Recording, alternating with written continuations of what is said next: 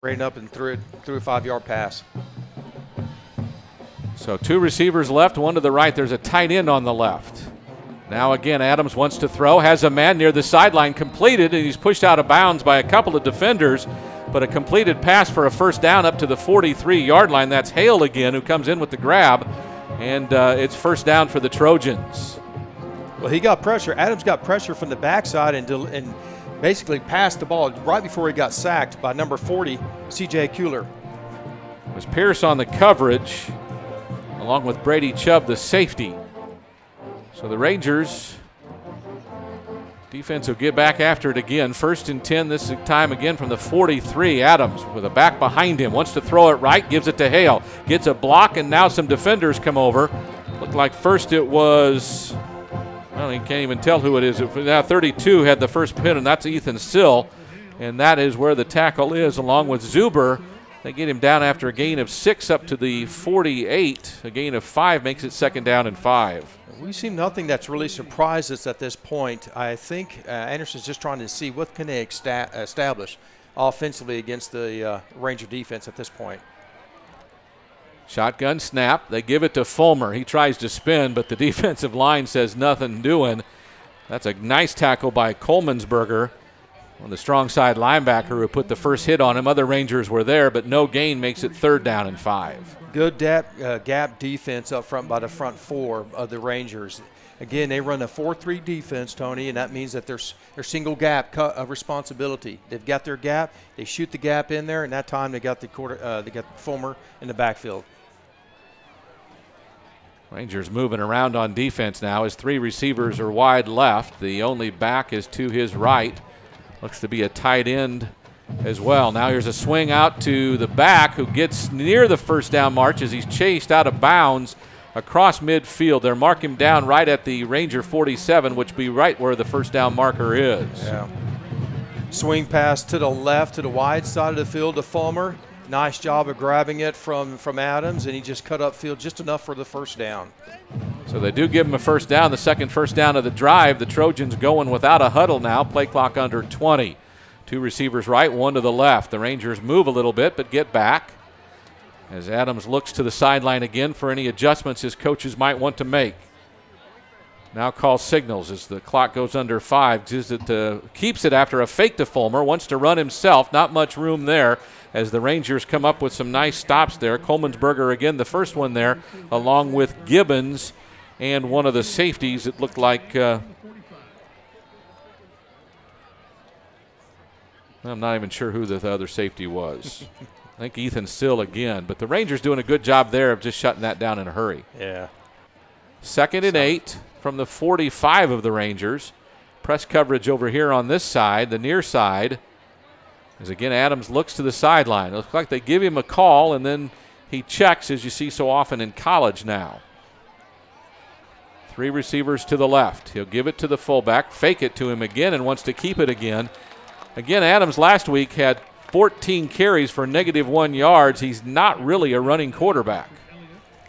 No, and I look, almost all, it was designed. He was reading the defensive end that time, which is Zillman. Zillman got upfield from his defensive end position, so he pulled the ball out and tried to keep it. But again, the Ranger defense, good pursuit, getting to the line of scrimmage for no gain. So 3rd and 8 from the 45. Adams takes the snap, rolls to his right. He's got some pressure, now has room. His foot slips, and the ball is thrown short, and I think Mason Pierce has picked it off. He has at the Ranger 20. So instead of forcing a punt, the Rangers get their 2nd turnover of the night. The interception by Mason Pierce gives them 1st and 10 from their own 20. Well, you know, Adams was about to get sacked by Zuber blitzing from the outside, so Adams rolling to his right to alleviate the pressure by the blitzing linebacker, but underthrew the receiver right into the defender's arms. So the Rangers will come out again. Williams with a receiver right, 2 to the left. Gives it to the tailback. Is it Aiken? It's Aiken. And he'll get a couple of yards. actually get first down yardage as he squirts out to the outside after starting with a little bit of crowd in front of him. It's a 14-yard gain up to the 34, and a nice job by the tailback, which is Nick Aiken, just a junior, 7 carries, 21 yards a week ago.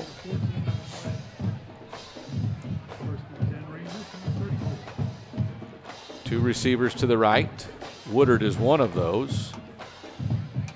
Williams looks left, now rolls right, throws it short, intended for the fullback Cervantes. He goes up the sideline, gets a block from Woodard, goes across midfield inside the 40, and now finally pushed out of bounds near the 40, well, let's call it the 37-yard line, where the Rangers will have another first down. He was absolutely scot-free. As he came out of the flats, nobody picked him up from the secondary, so he was wide open. It was a good, easy, pass and catch by Levi Williams to Cervantes. And if you weren't with us a week ago when we were up in Pflugerville, both Woodard and Pierce play on defense, but they're also playing on offense this year as well. Pierce is out there. Woodard is not right now. Here's the handoff. Going left side, it's Aiken. And I'm trying to tell you, and I can't say it fast enough. He gets around the edge, and there's nobody there.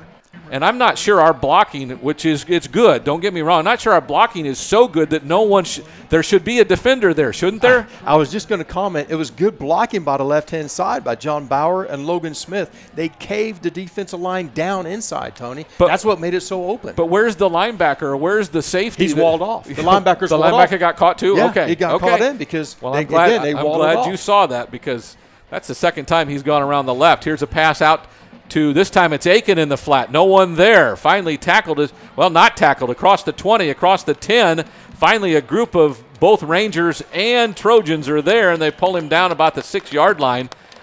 But I'm telling you what, that swing pass has now happened a couple of times, and there's nobody picking up the back coming out of the backfield. Well, I'd continue to run it then. Coach Hill's thinking, hey, if they're not going to cover it, we're going to keep running it until they figure it out, because it is wide open out there. So now I've noticed it's Pierce and Woodard kind of exchanging on offense. One time it's Pierce, and the next play it's Woodard. So it's 1st and goal from the 6. 5:40 to go. Rangers leading 7-0. Levi Williams takes it. It's an end around. Here's Woodard coming left. Gets a block. Avoids a tackler. Gets bumped. Now scrambles into the end zone, and it's a touchdown for Trayvon Merrick Woodard. And the Rangers go up 13-0 with the extra point to come. Tony, good execution by the entire offensive line and the receivers going downfield, getting your man, sticking on the block, because that play takes a long time to develop. When it's a reverse end around by the receiver, it takes time, so you have to stick with your block longer, and that was just really good execution by the entire offensive unit. Mason Reed will come on for his second extra point try of the night. The snap is good. The hold is good. This kick is way up there, and it's also good. So the Rangers go up 14-0 with 5:30 to go in the first quarter. We're back after this timeout on the Ranger Network.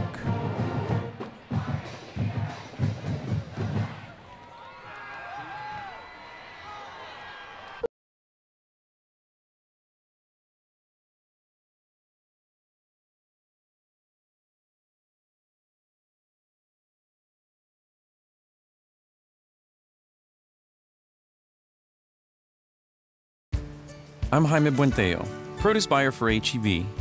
We work hard to find the freshest, best produce available. That's why we work with Texas growers to buy local as much as possible, over 100 million pounds annually. In fact, we sell more produce than any other store in Texas. Grapefruit, corn, blueberries, and tons more, all grown right here in our beautiful backyard and on their way to your store within 24 hours. This is the local Texas produce department at H-E-B. No store does more than my H-E-B. Ranger Network is back. 5:30 to go, first quarter action. The Rangers up 14-0. Mason Reed will kick off for the third time in the first 6.5 minutes of this game, and I'm sure he's not getting tired of it. The end-over-end kick. This one's a little bit shorter. It will be fielded. And avoiding a tackler is the returner out to the 15, as the Ranger coverage was good. But that's where the Trojans will stop, as tackle made by a bunch of players, including Brady Chubb on kick coverage. And the Trojans will start 1st and 10 from their own 15. Not a good position to be starting when you're back against the goal line on the 15-yard line. But, again, Anderson has got some big playmakers if they can get the ball in their hands and give Adams a little more time to pass. That's their motive. That's what they want to do. 2-to-1 ratio, passing the football to set up the run. Back again is Adams. Has a running back to his side, a slot on the right side, 2 receivers on the right. Trying to get more blockers in there is my guess. And Adams will keep it again and get nowhere. No. A couple of Ranger defenders are pretty excited about the stop. Will Gibbons and was it Zillman? No, Pow. They're all in there. Was there. I mean, this is a Ranger defense that I think is like a shark in the water seeing blood. Actually, it's just a pretty traditional what we see and think of, Smithson Valley Ranger football. The defense is fast. They're smaller, but they're fast. They're aggressive. And when they get there, they hit, and they're very mean when they hit. Adams again.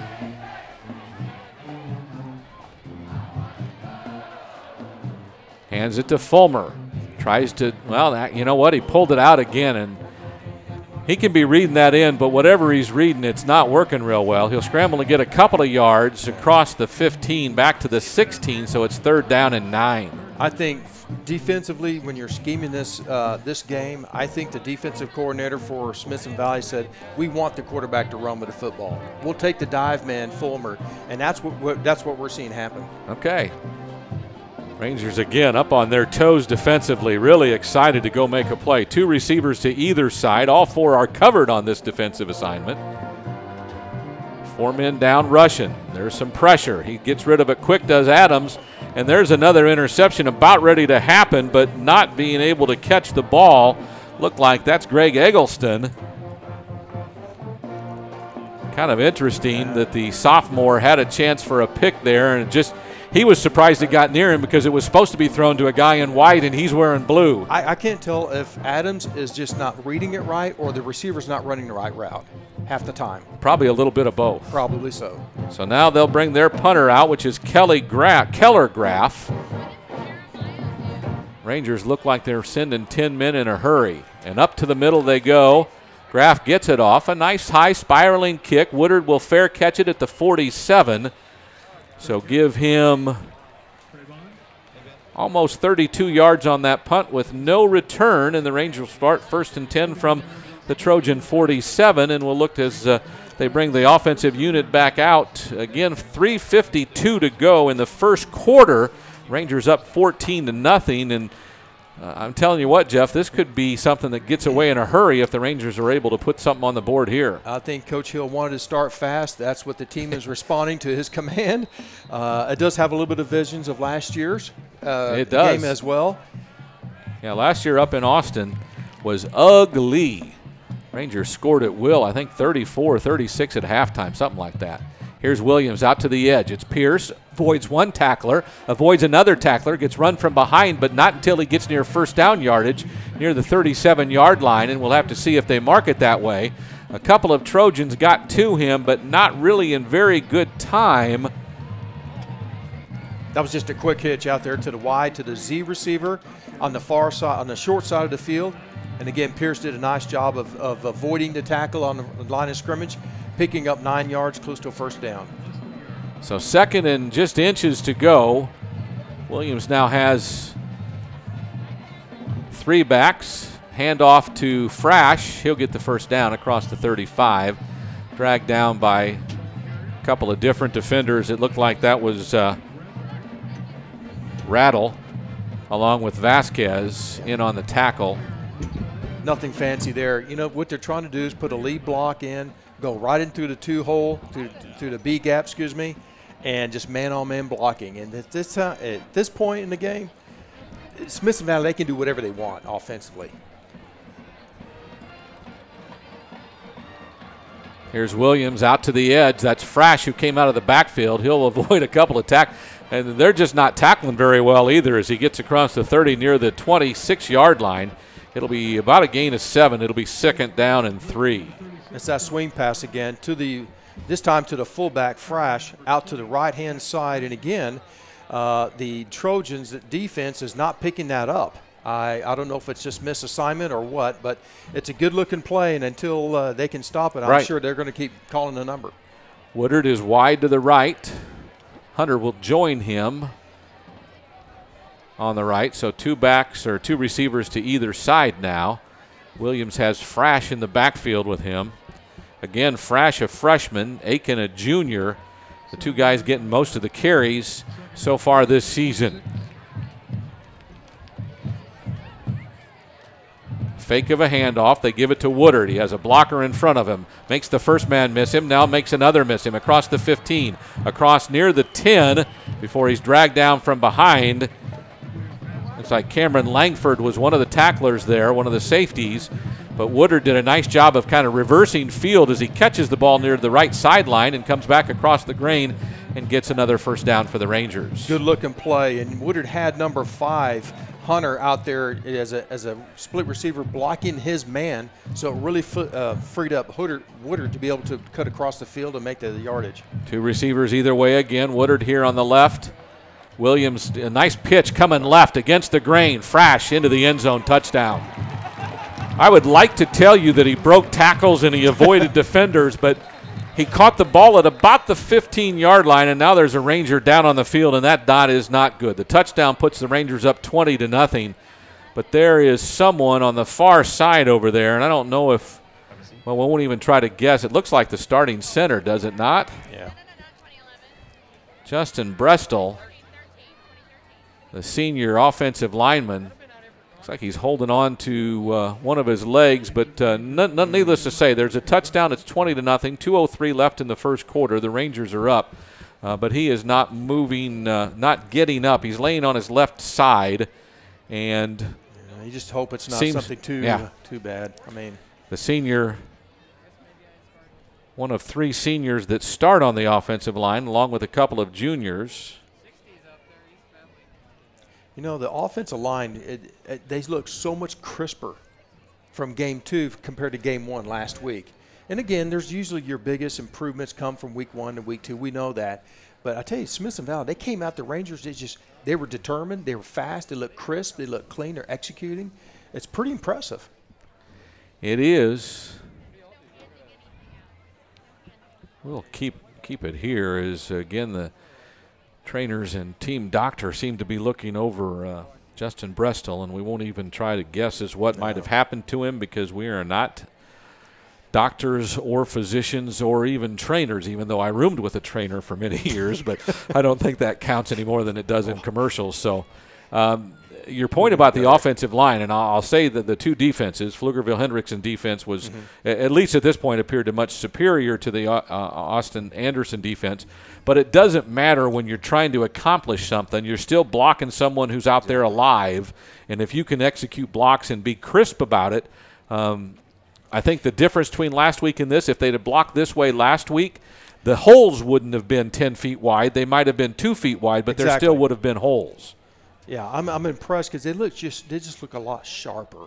I mean, they're average 6'2", 251 pounds across the board on the offensive line. Those are some big kids up there.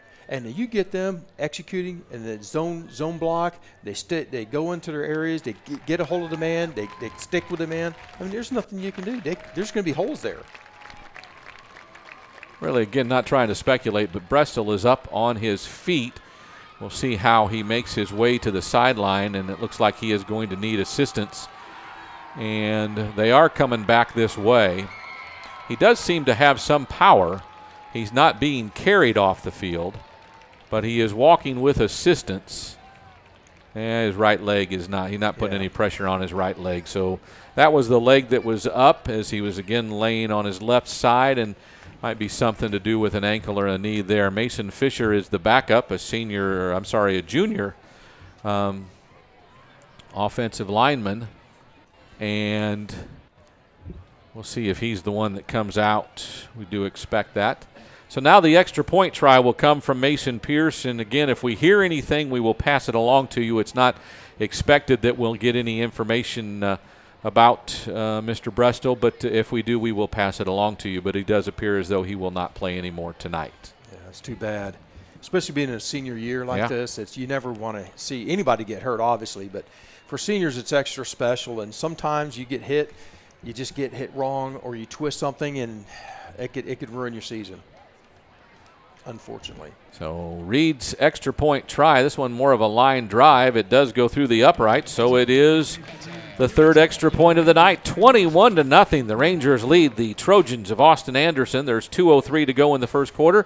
We're back after this timeout.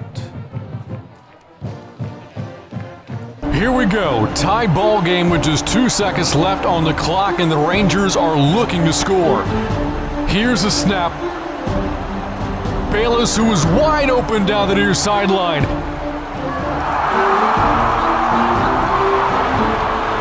And he makes a catch at the 10, the 5, touchdown. My goodness, what a play, and the Rangers win.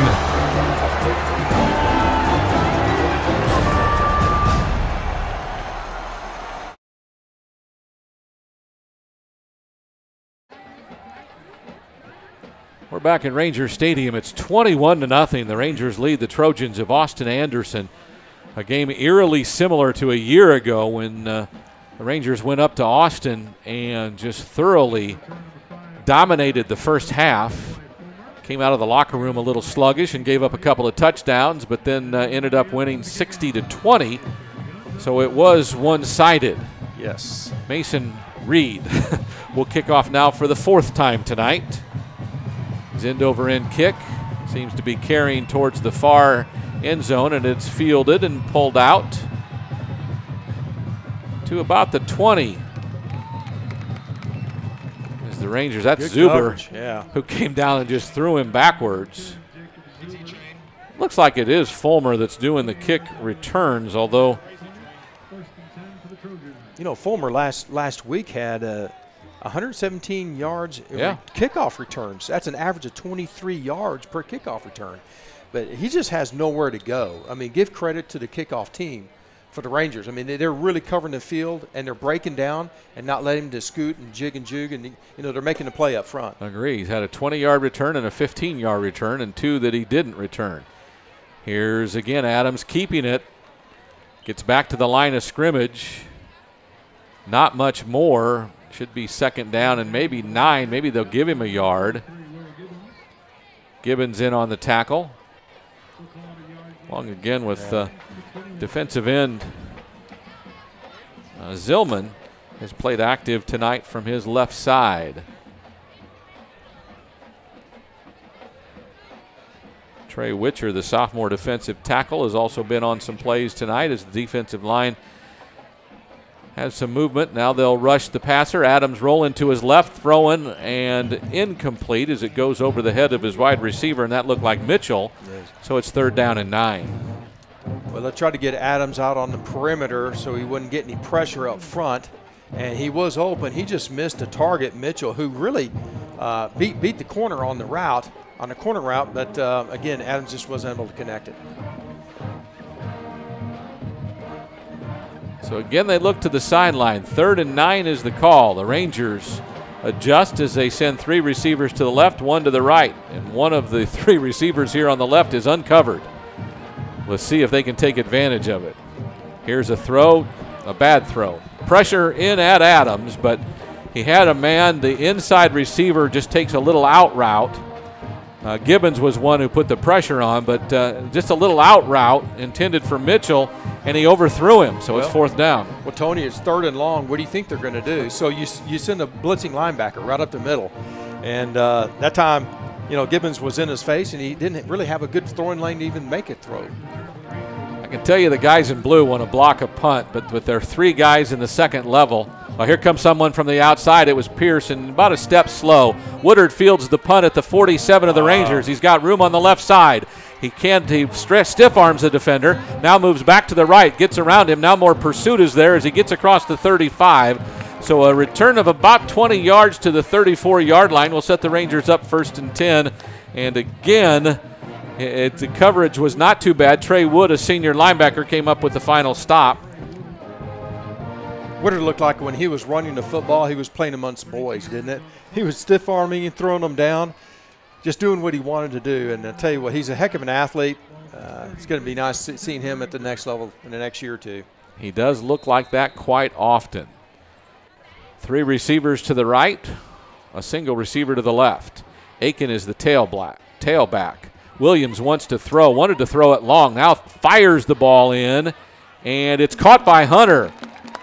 Adorzal Hunter comes up with a spectacular catch at the 20 with the defender all over him. That's Jack Bradbury, but Williams just fired the ball into a tiny hole, and it was caught. Did you see how Williams moved his feet to avoid the rush? That's what impressed me. You know, he had some pressure from the outside. He was able to move up in the pocket, keep his feet moving, and keep his eyes down the field to be able to deliver a nice pass for Mitchell. He looks better every play that we see him, doesn't he? The junior quarterback playing for the first time at the varsity level. This is his second game. 21-0 Rangers in the closing seconds of the first quarter. They give it to Aiken, coming off left, avoids one tackler, now puts the speed on and gets across the 10 before he's shoved out of bounds. 3 different Trojans defenders are there, including Andre Jackson, and the Rangers are set up first and goal from the 9. No, you're in 10 personnel. That means you have 4 wide receivers and 1 running back, that being Aiken. And it's just a straight dive play, zone block up front, and they're just manhandling the defense at this point. The saddest thing, I think, from a defensive standpoint, there was a guy who came up to make a tackle, and he just simply got out-juked, and Aiken just made him look silly. So the Rangers break the huddle.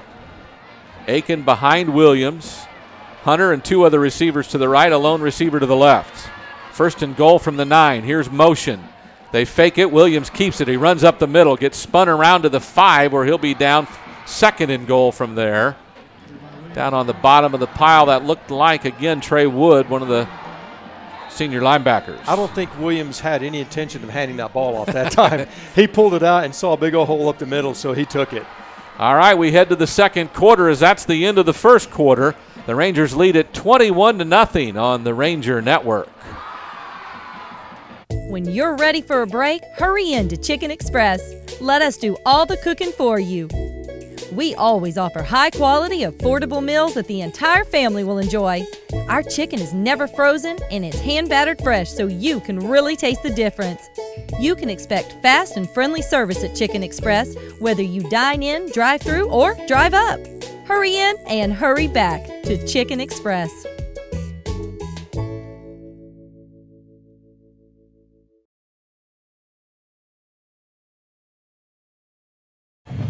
Back to Ranger Stadium, where the Rangers lead it 21-0 heading into the second quarter, and on the move again with a second and goal, and the Sticks are having a hard time getting down here.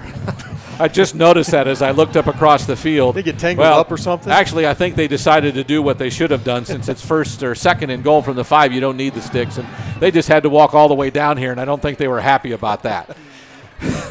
Williams will send 1 receiver either way. Now a tight end to the right. 2 backs in the backfield. Williams takes it, hands it to Aiken, who gets into the end zone. I'm telling you, that's hard to describe, but the little man just simply shifted his feet and made some nifty moves and avoided enough defenders.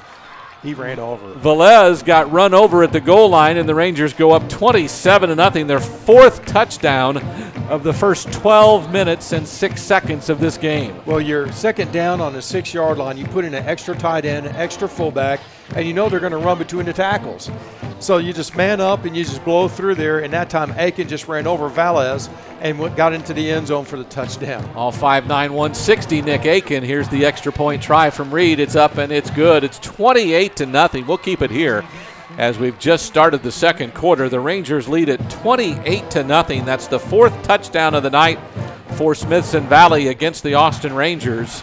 And this time, again, I tell you how big he is, because when you say he runs over a linebacker that's listed at 6 foot and 180, Nick Aiken is 5'9" and 160, and he did just run over him. It's about determination. It's about keeping your legs moving, your feet moving, and sheer determination. I can tell you I was a very nice spectator on that play. I thoroughly enjoyed watching him. when he took that handoff, I mean, there was a crowd there, and he just I don't want to say he tiptoed because he wasn't, but it looked like he was tiptoeing his way through the crowd until he ran over the linebacker at the line or at the goal line. Well, you know, Anderson did a decent job of plugging up the gap, so he had to tiptoe to find his crease. But when he saw that crease, he went full speed through there, ran over Valles and into the end zone. I mean, that's just your determination and not going down on the goal line. And again, there was no surprise where they're going to run the football. Everyone's jumbled in. You're going to run between a tackle. If it's going to be the left side or right side, it's up to Aiken to find a hole. Well, the band and all the fans and a good-looking crowd here on the home side get their guns up for the Rangers as Mason Reed will kick off for the 5th time tonight. The end-over-end kick going left to right this time. Fielded at the 4, across the 15, and then a pile up. And the Rangers have a whole host of defenders there. Down at the bottom, that's Jordan Johnson, number 50, was down at the bottom of the file, the last one down. Zillman also there along with about 3 or 4 others. But the return that time looked like that was Cameron Turner, one of the senior running backs who doesn't play a whole lot. No. He was back on kick coverage that time, or kick reception that time, brought it out. Now 2 receivers to the left. A slot on the left side, and the tailback is left of Adams, the quarterback. 1 receiver's out to the right. Now he changes the something, not the play, but something at the line. Adams takes the snap. Little delay coming this way. It's Fulmer. Breaks 1 tackle and then finally brought down. Nice looking run that time by Fulmer. Gets out near the first down, and they are going to mark him for first down yardage. Well, that's the first time we saw that counter Trey play where they pulled it off guard. Alanese, and he went up into the hole, and Fulmer just followed right behind him for a first down. Manoa pow on the tackle. Here's another handoff. It's Fulmer going right. He has 1 man to beat, and he gets by Woodard. Now the cornerback pushes him toward the sideline, but again, Fulmer running with some authority now. Gets 9 yards up near the 39-38 yard line. It'll be 2nd and 1. But they're getting to the edge now a couple of plays in a row. Well, they keep running to the right-hand side where their tackle, Zach Soto, is 6'2", 280 pounds. He's caving down that defensive end. That's where they're seeing the crease. They're finding the crease. Adams again with 2 receivers to the left, 1 to the right, a slot on the left side, and a single back to his right. His offensive line kind of turns and pivots and waits for some words of wisdom, and now the play clock goes under 5, and it looks like there's illegal procedure as someone moved too much on that offensive line. It'll cost him 5 yards. Didn't see it that time. Excuse me. I didn't see any movement. Did you? I did not, and I don't know if it was the receiver because he's over there chirping a little bit, and the coaches are not very happy about the call. But instead of 2nd and 1, it's now 2nd and 6 back to the 34-yard line. Yeah, it changes it a little bit. They didn't go back to the huddle. They didn't change the call, didn't look like, so they're going to stick with the same play call.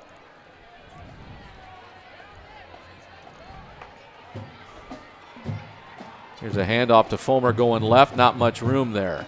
I think they've got a different quarterback in there, Scott Delbosque. Fulmer with the carry, but Delbosque, a junior quarterback, is now taking snaps. Number 10, 6'1", 195-pound junior. Did not play or did not have any stats a week ago, but he's the quarterback now for the Trojans. Down 28-0 are the Trojans. 3 receivers right, 1 to the left. 3rd down and about 6. Quarterback will throw over the top, intended for a receiver out there covered by Mason Pierce. Intended for, I think that was Mitchell again, but it goes incomplete. First pass of the night by Scott Delbosque. You know, Tony, that's not a bad play. You want to start stretching the field. They had a little success running the football. Go deep to your number 1 receiver, Mitchell, down on running a fly route. That's not a bad play to kind of start Smithson Valley stretching their defense back. So 4th down, they'll send their punt team out. Again, Keller Graff, the senior punter, almost got it blocked by Pierce again.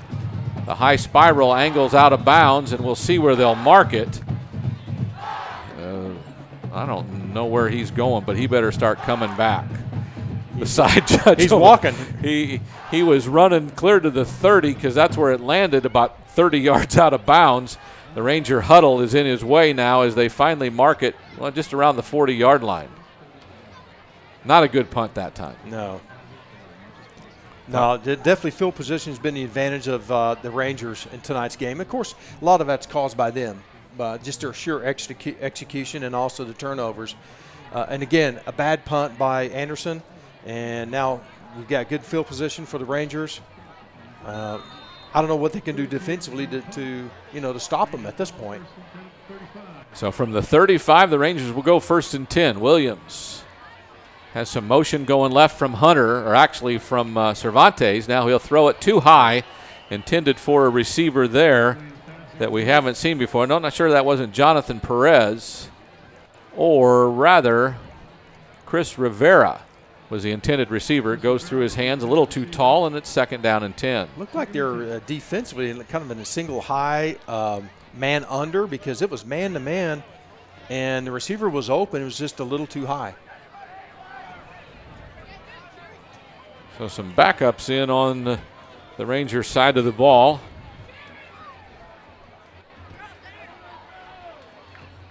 Again, motion going left. Williams drops back, has a blitzing linebacker from the outside. Now pulls it down, wants to run.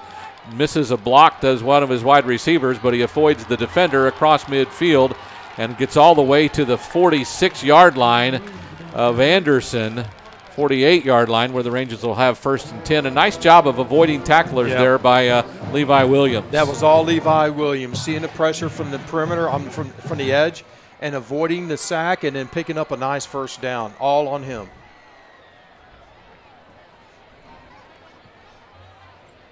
So the Rangers 1st and 10 from the 48-yard line of Anderson. 2 receivers to the right, 3 backs in the backfield. Williams hands it off to Aiken. Up the middle he'll go, scrambles for about 6 or 7 yards to the 42. Actually a 5-yard gain makes it 2nd down.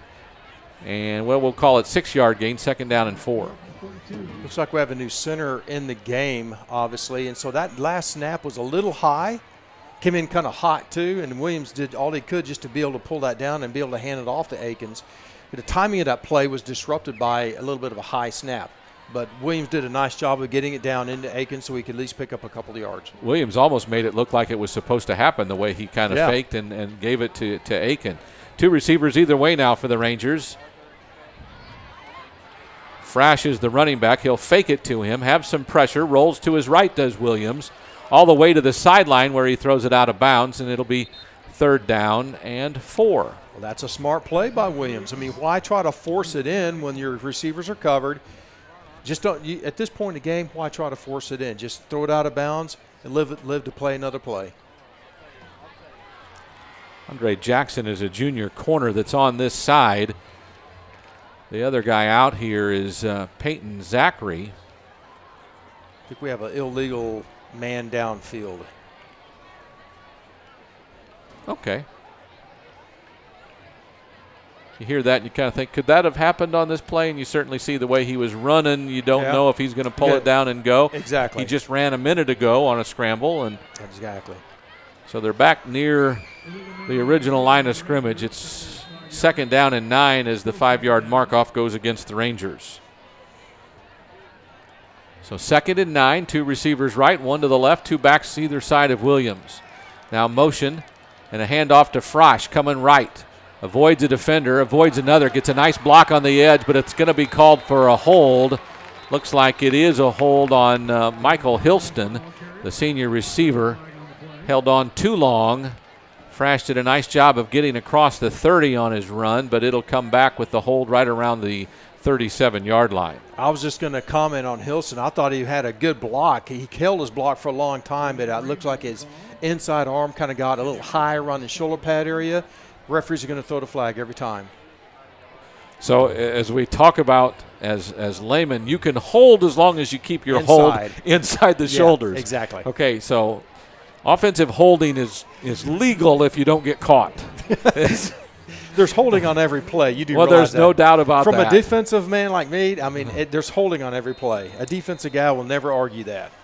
And that is something that happens at every level. Absolutely. Sometimes they're just a little bit bigger and faster at the higher level, but they're still holding the same way. 2nd and 10 as the ball's all the way back to the 48. 3 receivers left, a single setback behind Williams. Straight drop back, 5-yard drop. Gives it to Frash out in the flat. They do a better job of covering it that time. Yeah. He'll only get a couple of yards as a couple of defenders are there, including John Mark Radel. And Andre Jackson was there as well. So a gain of about 2 makes it 3rd and 8.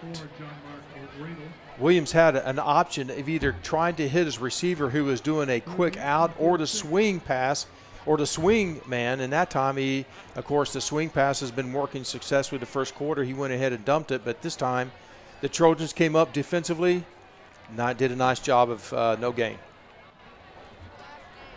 So 3rd and 8 from the 46. They fake the handoff. Williams wants to throw down the field, looking for Woodard.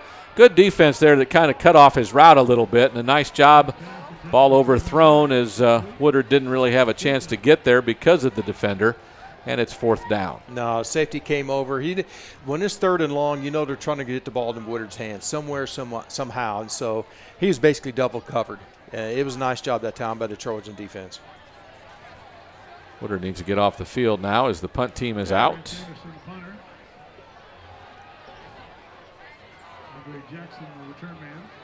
France Anderson averaged 32 yards a punt last week.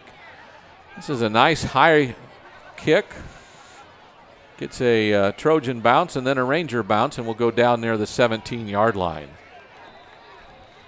So about 30 yards on the punt, no return. The Trojans will start 1st and 10 from their own 17 with 8:41 to go here in the second quarter. Both teams coming out quickly, so we'll keep it here again. Again 28-0. Smithson Valley on top of Austin Anderson with 8:41 to go in the second quarter. Looks like their starting quarterback might be back. He looks like the taller of the two. I think that is Adams. So Adams with 3 receivers right, 1 to the left. Quick throw to the right. Has a man tipped and intercepted. It's picked off and bringing it back the left side inside the 10, 5, touchdown. A nice job by Ethan Sill, the junior, who had 5 tackles a week ago, including 4 unassisted, gets a pick 6, and the Rangers go up 34-0. How many times do you see that when the inside receiver tips the ball instead of catches the ball and it goes up in the air and the defender's there to receive it? I mean, it happens every time, and at that time, it's a pick 6. So 34 on the board. Mason Reed for another extra point try. I don't know that Mason Reed may be the busiest guy tonight with his kickoffs and extra points. 5 of each. This one's up, and it looks good as well. It's 35-0 with 8:30 to go in the second quarter. There's a timeout on the field here on the Ranger Network.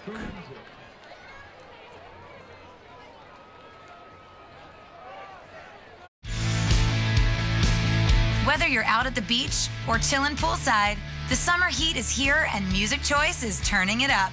Chill out with the latest music from your favorite kids artists and more. Your music lives here on Music Choice.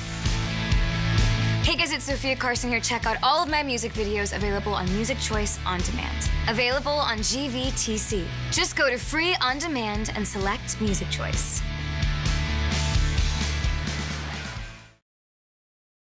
When you're ready for a break, hurry in to Chicken Express. Let us do all the cooking for you.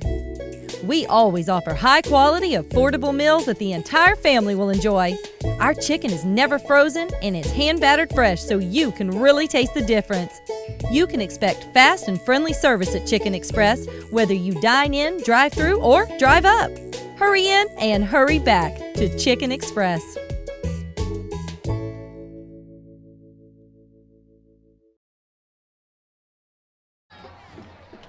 And we're back to Ranger Stadium. The Trojans will field the Mason Reed kickoff and get clobbered as kickoff coverage is awesome again. It's number 50. It's Jordan Johnson who gets down there first again, as it's Merrick, Trevor Merrick, who is trying to return it. This time gets to the 17, so they have not had a kickoff return outside the 20 yet. thanks to Ranger kick coverage. You know, I think we're going to make a petition right now, Tony, to get Reed's leg. He needs to ice it at halftime. He's not had this many kicks in what, probably weeks. I'm not sure he kicks this much in practice. He's getting his practice now. Yeah. 35-0, 8:26 to go, second quarter. The Rangers all over the Trojans. Adams in at quarterback with two receivers either way. Wants his back to go in motion, so Fulmer does. Adams takes the snap, and there, I don't know if the play clock might have gone off. Delay of game or illegal motion, one or the other. The Rangers will go back 5 yards. Yeah. Illegal procedure against the Trojans.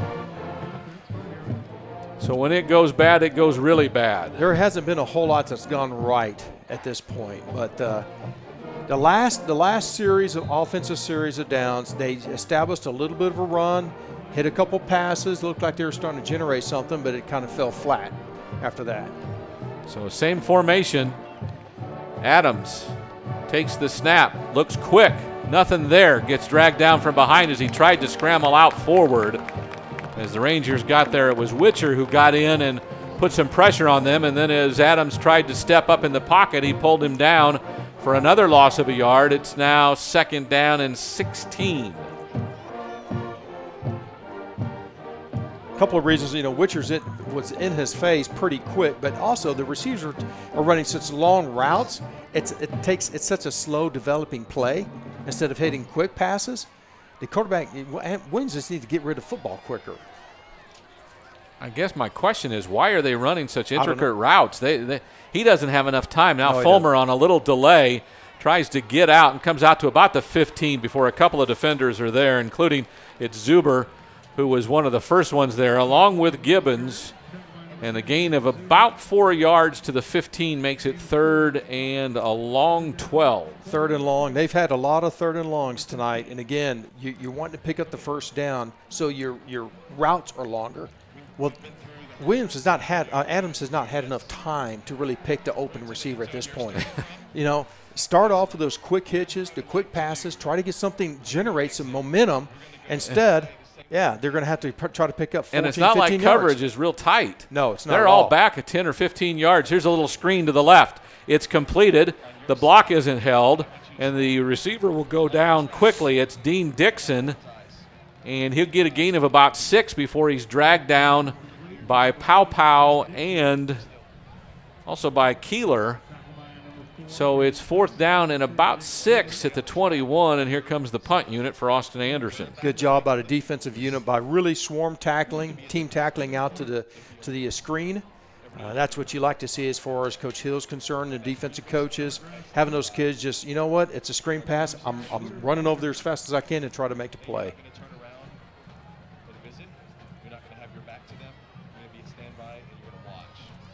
So the punt unit comes out. The Rangers timeout Anderson. 6:10 to go. There's a timeout on the field with 4th down and 6 and a 35-0 Ranger lead. We'll keep it here because we have a lot of interesting things to talk about as the Rangers and the Trojans battle for the 2nd time in 2 years. And this one reminds me a lot of last year up in Austin.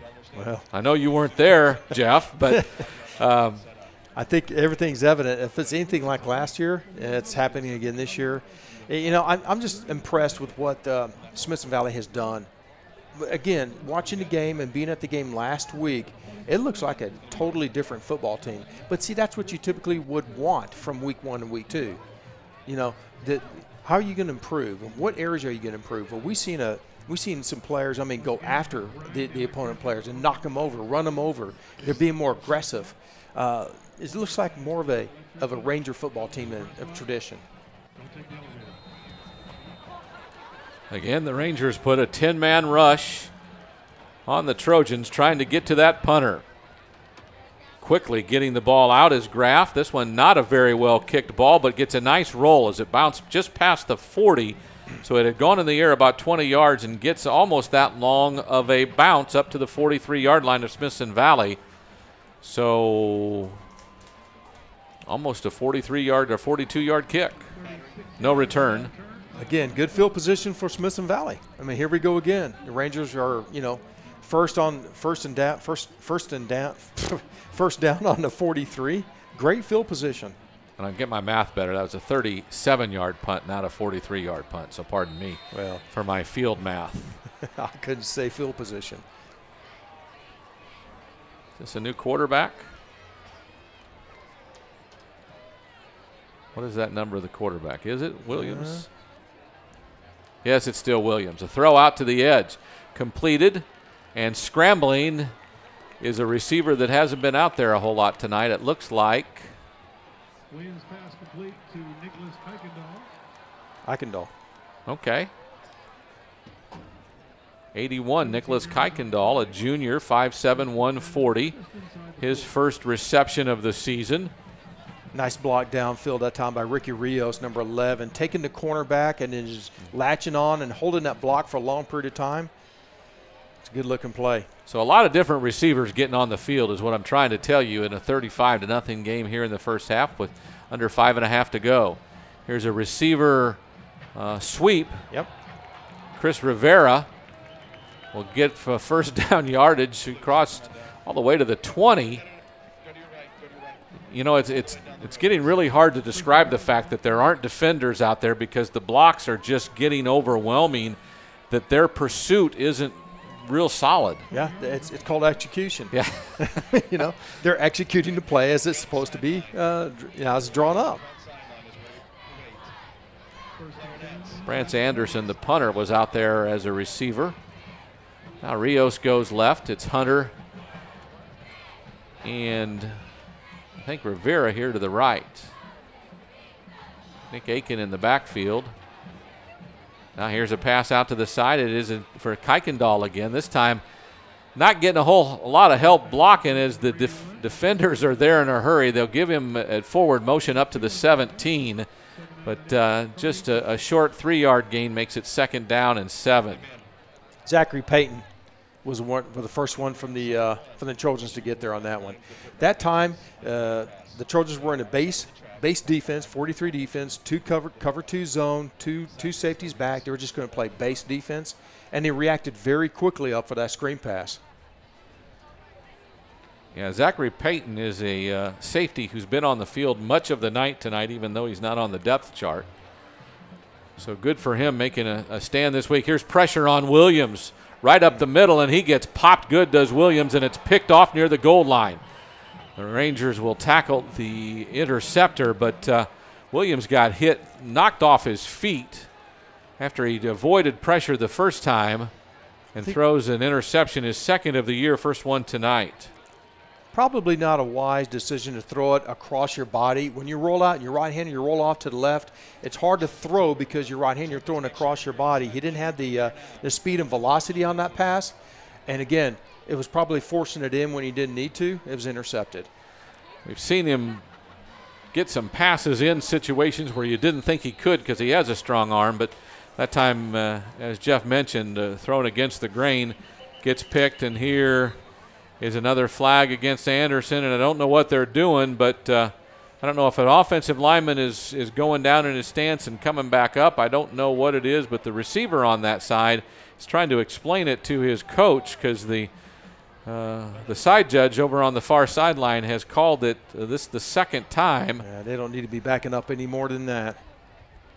So before the snap, legal substitution. Okay, so someone, don't know if there were 12 players on the field or someone didn't come to the huddle, whatever the case might be, they get called for an illegal substitution.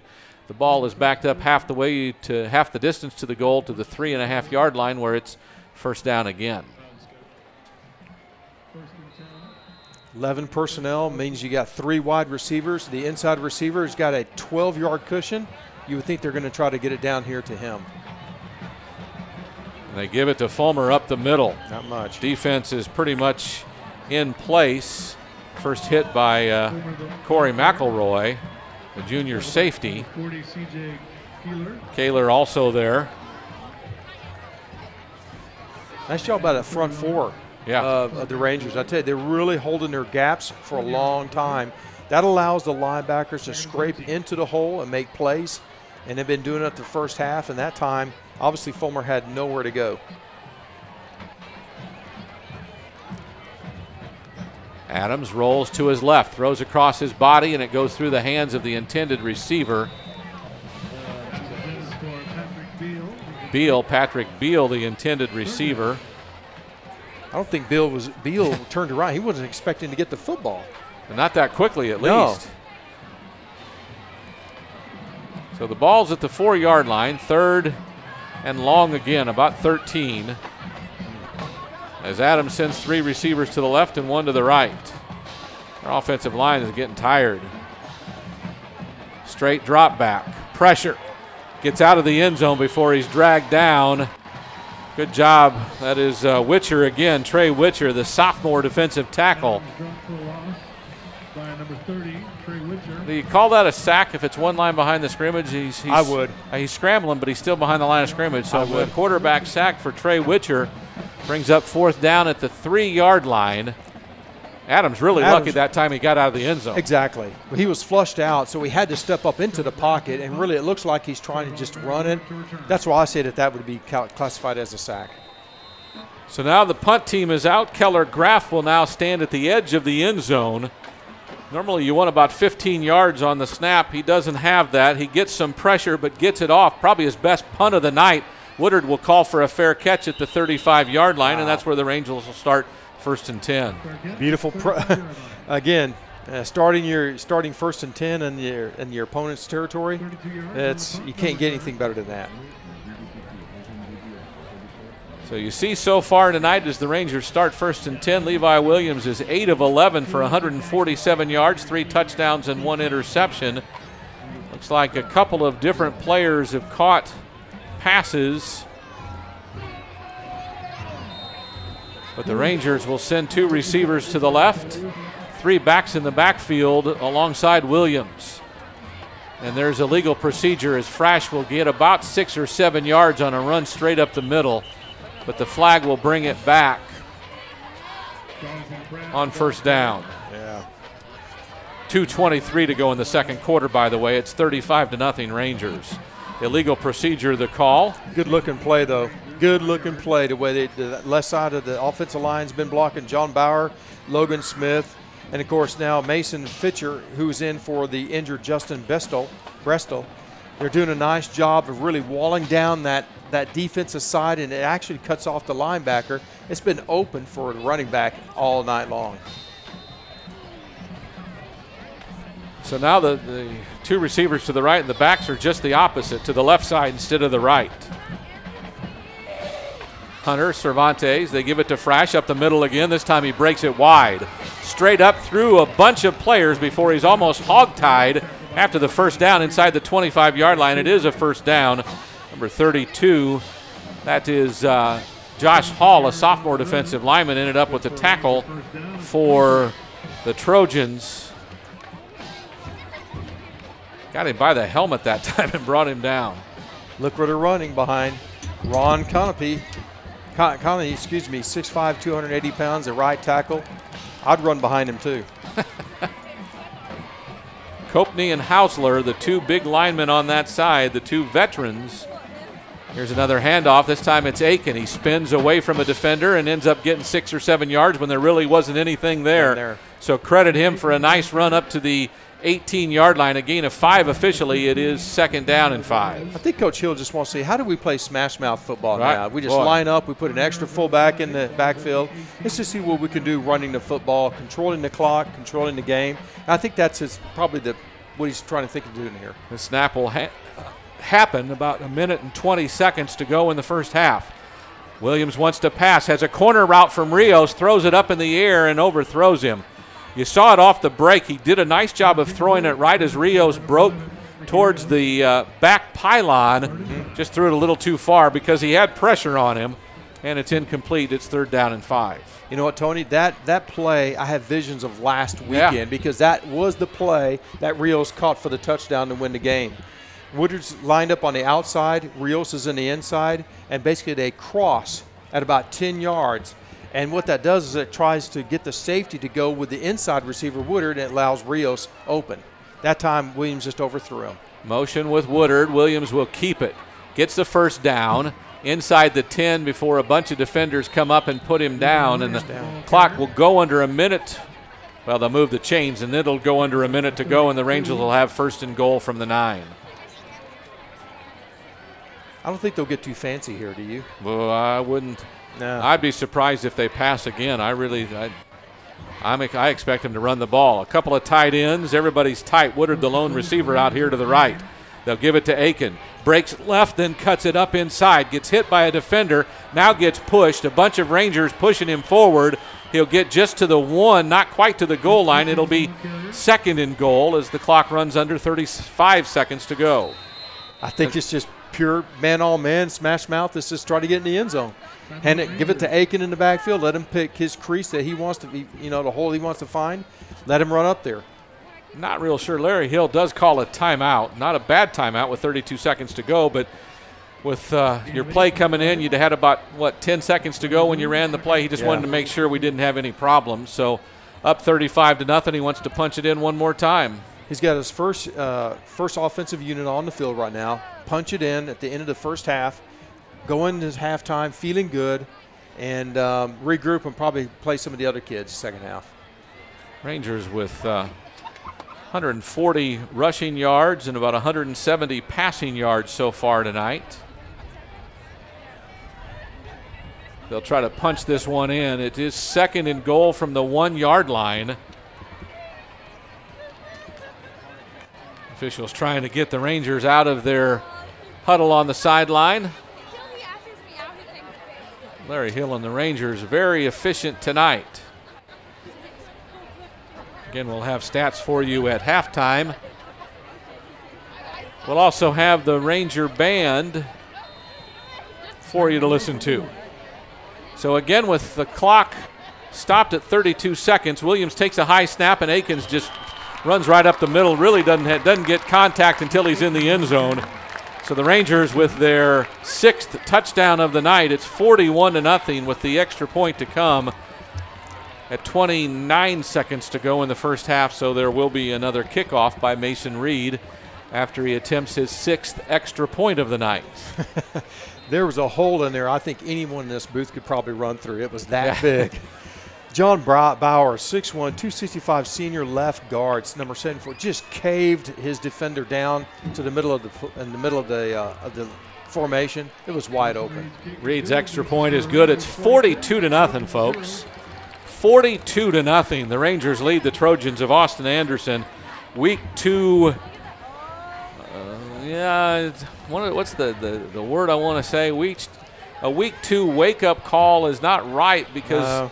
But a week 2 just thoroughly finding yourself in a blowout because you came to play and they didn't. I think this week's practices here for the Rangers have been very productive because it really shows in their execution out here tonight. And that's the difference between losing a tough game last week or making the play to win at the end because your junior first start ever in his life at the varsity level makes 2 great drives, including a spectacular pass at the end of the game, and he got you a win. That's right.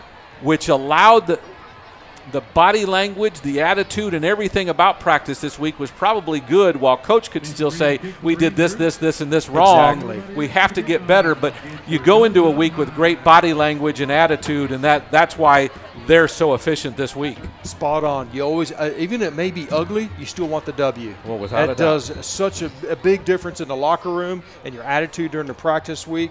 It's all the difference in the world. Mason Reed will kick it off again. From left to right, the end-over-end kick. Fielded by Merrick. Not very far, though. Pushed out at the 17-yard line. It's Johnson again was down there on kick coverage with some other Rangers. Coach Hill's got to be very pleased with his kickoff coverage team. I mean, this first half, they've really been spot on. And, of course, Reed's leg, I think, is getting a little sore because that kickoff went to, about the 8-yard line instead of the end zone? Didn't get to the end zone, so kind of disappointed with that. But the only negative we can say, right? And that's not a very good negative. No. 25 seconds to go. The Trojans will have a play or two. We'll see how aggressive they want to be down 42. Not 14, but 42-0. They'll run it. Adams will keep it after the handoff. Keeler is there. wraps him up and brings him down near the 21-yard line, and the clock will run out after that play, my guess is. I think your guess is going to be correct. The Rangers headed to the locker room with quite a sprint. Austin Anderson not too eager to go anywhere right now as the clock runs out and it is halftime. The Rangers lead at 42-0, 6 touchdowns. We'll have stats for you just a little bit, but the Rangers lead at 42-0 as we go to halftime. We'll have the band for you in just a moment, and then some other things, including senior moments. First, this time out is the Ranger Network.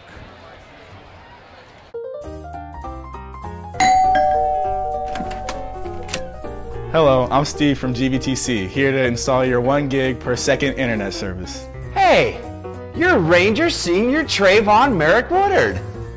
No, sir, I'm Steve with GVTC. Come on. Cornerback, kick punt return, wide receiver. I'll be over here. I'll let you know if I need anything.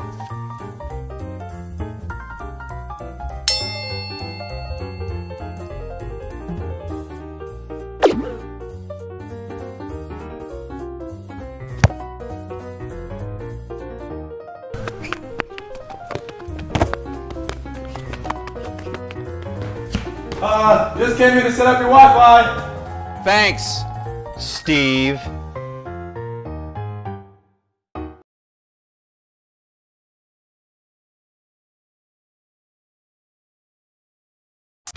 Experience the best seat in every ballpark with MLB Network Strike Zone.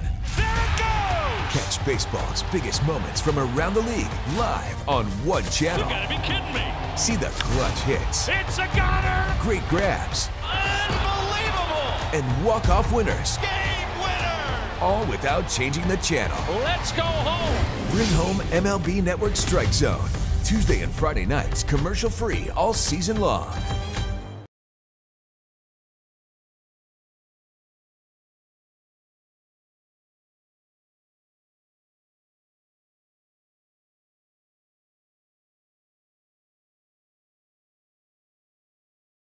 Lieutenant Kevin Groupman, First Lieutenant Taylor Barnes, and Captain Matthew Wilson. The social officers are Junior Social Lucy Shabib, Vice President Jane Dyer, and President Vivian Francis. The belle of the week is Katie Payne, and Officer's Choice is Aaron Jordan. Tonight, the Bells will be performing a dazzling palm routine to Pretty Slide. And now, ladies and gentlemen, the Trojan Bells! Everybody knows you say it.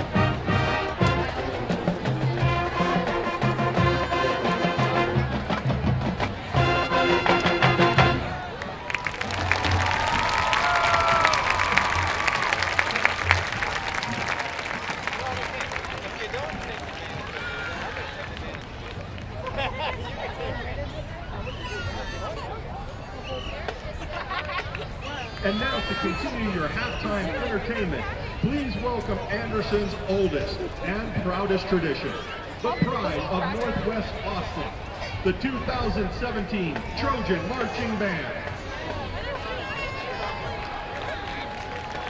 Drum majors for the Trojan Band are Will Stetchenberg, Andrea de Santiago Perez, and Jun-Yi Jung. Trombone soloist for the band is Will Stetchenberg. Officers of the band are co-presidents David O. and Mary White. Vice President of Social and Service Activities, Morgan Pothoff and Alexis Townsend. Librarians, Alexandria Medell and Leah Dubia. Band managers, Philip Nielsen, Andrew Stevens, and Aiden DeCarlo. The Trojan Band Marchers of the Week are Nikhil Anantha, Nick Tesmer, Kendall Beresley, and Sam Cox. The Trojan Band would like to thank the Anderson community for their generosity during our yearly Flamingoing fundraiser. We would also like to thank Pokey Joe Smokehouse, Dr. Jennifer Walden Cosmetic Plastic Surgery, Nest Properties Austin, Mike Mangum Welding, College Nannies and Tutors, and Blue Dragon Plumbing.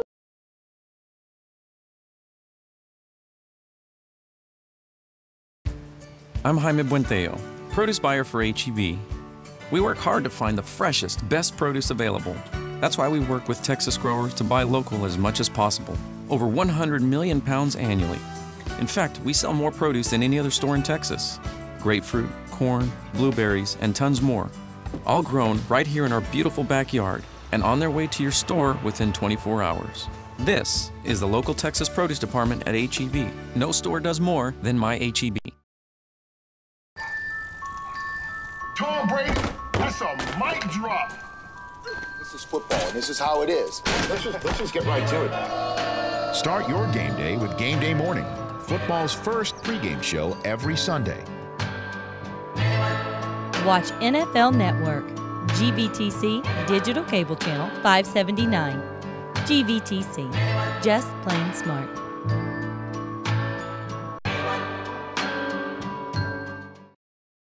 MLB Tonight brings you closer to the pennant chase. Devastating slider. Leaping grab. That's number 3. Closer to the epic moments. That ball is gashed out to center. And a dive and a catch. Closer to the critical plays. Now you can use your hands more. Now I go into a fine focus. Boom. The analyst of MLB Tonight, bringing you closer to the pennant chase. This is it. On MLB Network, home of 2 American League Division Series games. We're back at Rangers Stadium. Tony Brubaker along with Jeff Gandy. The Rangers lead at 42-0. We're at the half. You've seen and heard a little bit of the Trojan Band. We'll have the Ranger Band for you momentarily, and we will give you plenty of that audio when we get to that point. Right now, what we want to say basically is it's been a dominant half by a Ranger team that obviously came out very sharp tonight. They really did. I think Coach Larry Hill's message about coming out and having a balanced offensive attack and starting the game fast, I think it was well received because that's exactly what's happened here tonight. We'll have stats for you in a few moments. Right now, we're going to take a break and listen to Senior Moments here on the Ranger Network.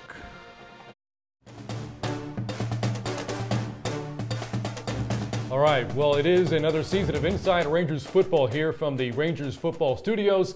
And with another season of Inside Rangers Football comes another season worth of senior moments. And for that, we turn things over to this week's first edition with Emily Wick. Thanks, Coach. Thanks, Brant. Boys, get out your phones. Text your mama. Tell her I said hi. Tell her you love her. All that good stuff. So Weston, Brady, Bobby. Hello. Hi. It's good that y'all are here today.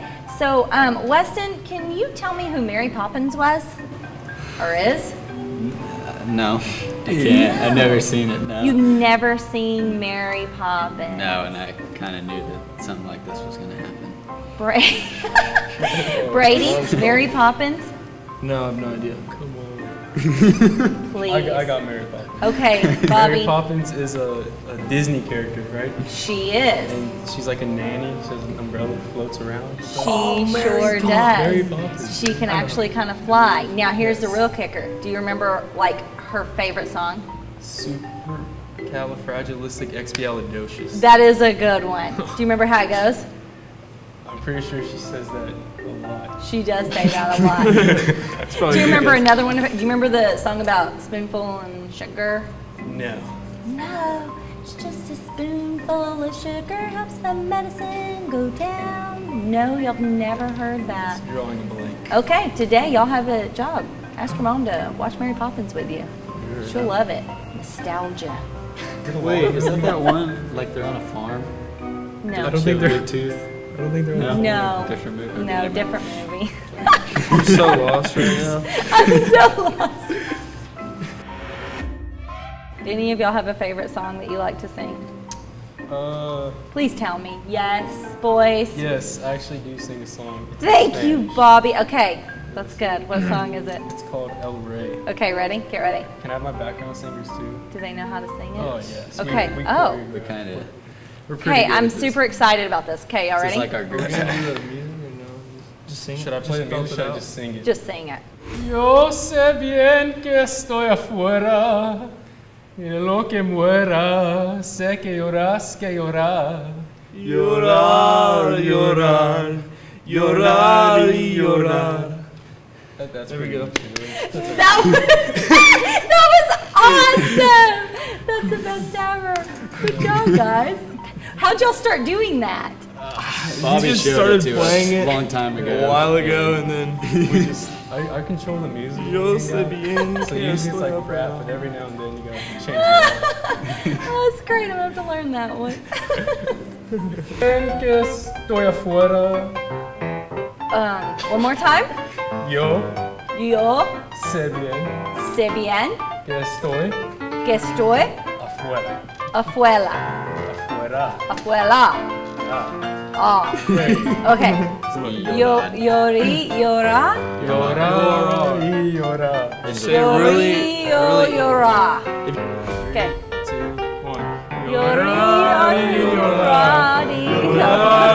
llorar. So Brady, if you could be president for a day, what would you want to do? What would I want to do? Oh gosh, that's pretty tough. I was not prepared for this question. It was in the study notes, man. Was it really? Yes, it was in the study notes. There were study notes? Oh my gosh. Can I get the email? I mean, I'm not even like campaigning or anything. I'm just going straight to the presidency. What are you going to do? Straight to the presidency. You just were given the seat. I'll just... You can practically do anything you want in America. I'd probably just, start from a clean slate, get rid of all the cabinet members and just bring in my friends. And then we'll just have a nice day in the White House. I mean, Yeah. I don't know, it sounds like fun to me. What does a nice day in the White House look like? Gosh. I have a bowling alley in there. You do? Yeah. That would take a solid chunk of time. You have to Lots of food. You have to clean. Lots of food. Play basketball. You don't have to clean. You don't have to do anything. You just order food. Oh, basketball? That's true. Maybe some ping pong. They gotta have ping pong. They've got to have ping pong. I have a ping pong table at home. I'm actually really good. Yeah, I'm the champion. Like you and Forrest Gump. Like where are you? Okay, so like here's Forrest Gump. Okay. I'm about like right there. Okay. Like I like no it. kidding. I like it. No kidding. Like I am like. I mean, Forrest Gump's an Olympian. Well, I know. Like I'm almost there. Wow. Yeah, I'm like really impressive. good. It's Yeah. impressive. I have like this kill shot that like sends my whole family screaming. Wow. Yeah. No. Really. I love kill shots. Yeah, it's awesome. And now the Ranger Band is taking the field.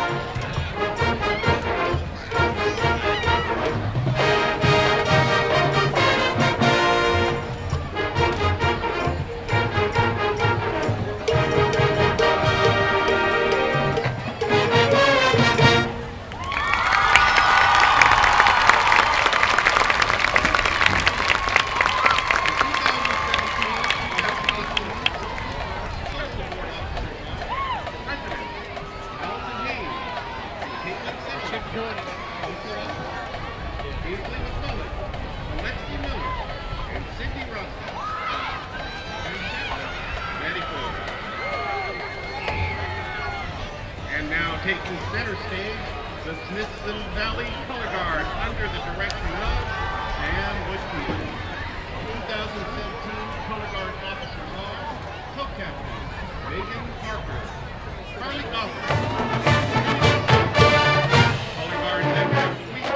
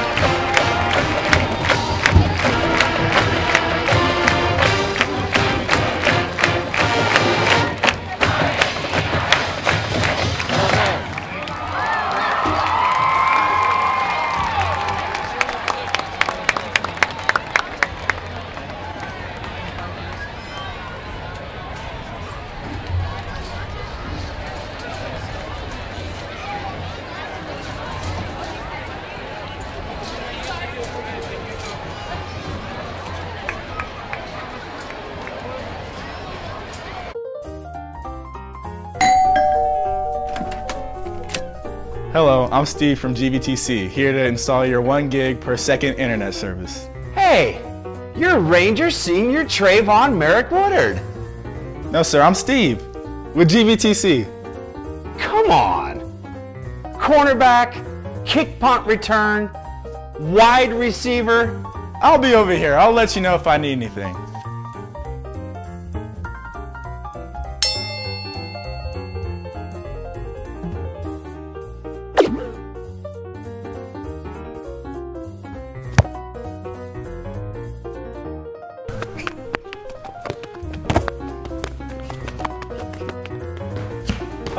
Just came in to set up your Wi-Fi. Thanks, Steve.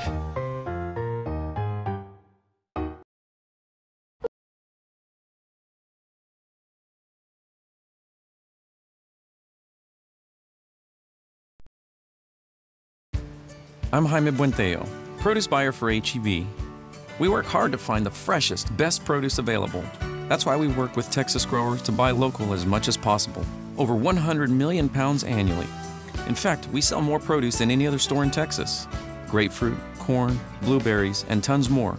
All grown right here in our beautiful backyard and on their way to your store within 24 hours. This is the local Texas produce department at H-E-B. No store does more than my H-E-B. When you're ready for a break, hurry in to Chicken Express. Let us do all the cooking for you. We always offer high-quality, affordable meals that the entire family will enjoy. Our chicken is never frozen and it's hand-battered fresh so you can really taste the difference. You can expect fast and friendly service at Chicken Express, whether you dine in, drive through, or drive up. Hurry in and hurry back to Chicken Express.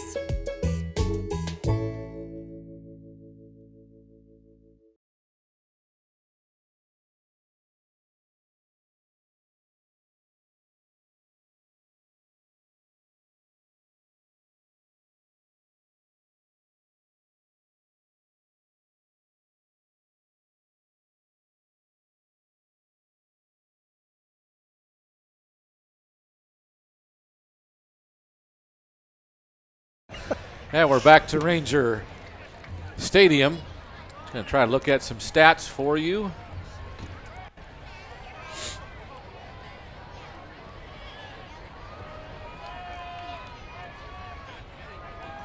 And we really are trying to, and we're just having a hard time getting there. We can tell you Levi Williams so far tonight is 9 out of 13 for 165 yards, 3 touchdowns, 1 interception. But we're trying to figure out running backs. Excuse me, and having a little trouble finding the right screen to look at all that. So, being unable to do that, we'll do something else with a couple of minutes left here at halftime. Both teams starting to make their way out of the locker room and such, but not out yet.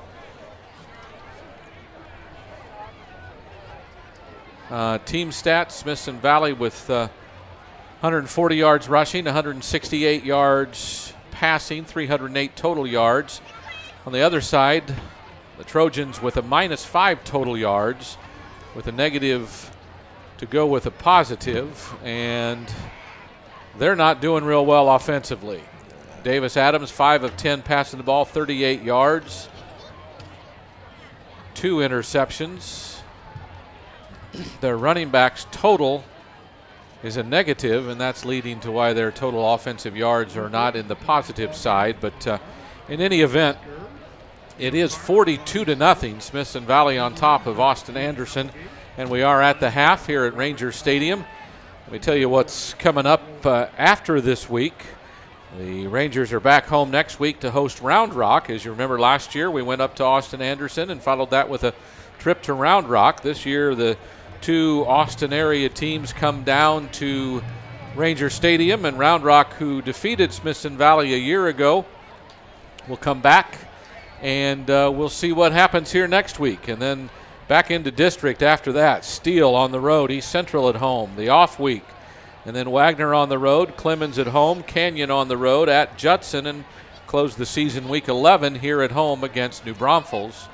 And that's the schedule to face the Rangers over the next several weeks. You know, I'm curious to think what are the Round Rock coaches who are scouting Smithson Valley tonight, what they're thinking. I'm sure they're probably thinking, okay, they're pretty much doing what they normally would do, but knowing that the competition probably isn't the same either. They're probably really disappointed. And yeah, can't really see my guess is they probably went and saw them last week at Pflugerville and might have a better game plan off of that one. And I think Smithson Valley's okay if that's the game plan they go off of, because it's a different Smithson Valley team here tonight. Absolutely. I'm sure they'll get the game film tape, right, and they'll look at it and dissect it down and everything. But to your point, Tony, we've just seen a total different attitude with the Ranger football team from last week to this week. And I think it's resonated, obviously, in their play on the football field the first half. Now, they came out fast. They came out furious. They played fast and hard, and they were very aggressive, both offensively and defensively.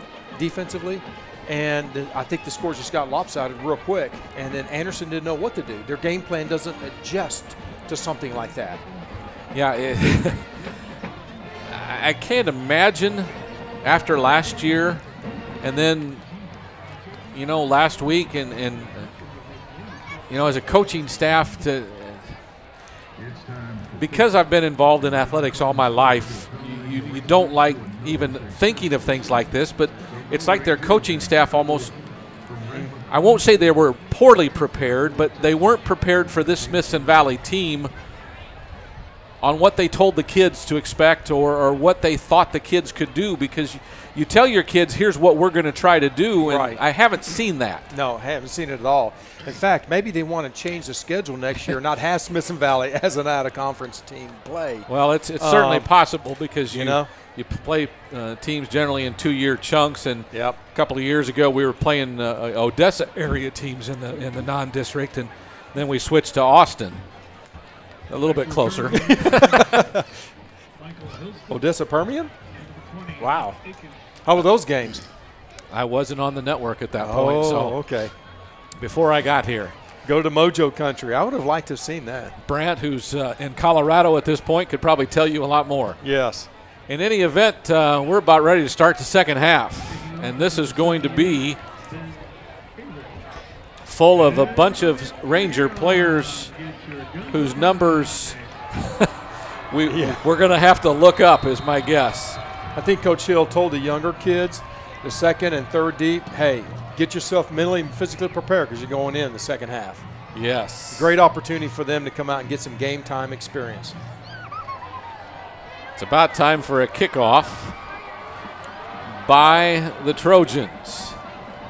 Back deep. And finally picking up the ball. And returning it up the right sideline with a long way to go. It's Hunter, a dorsal Hunter, and he's going to go the distance. Fought a little bit of traffic as he started. And you know, you hear this all the time. Mishandling the kickoff sometimes ruins your coverage. Exactly. That's and I think that's what happened. They all got too far and too mangled up. And once he got through the first group of people, he had some free sailing, except for another one or two fast guys. Exactly. When someone is muffing the football, actually everyone loses their lane on the kickoff team. So you actually get out of position, and all it takes is a couple jukes, and they're gone. And that's exactly what happened here tonight.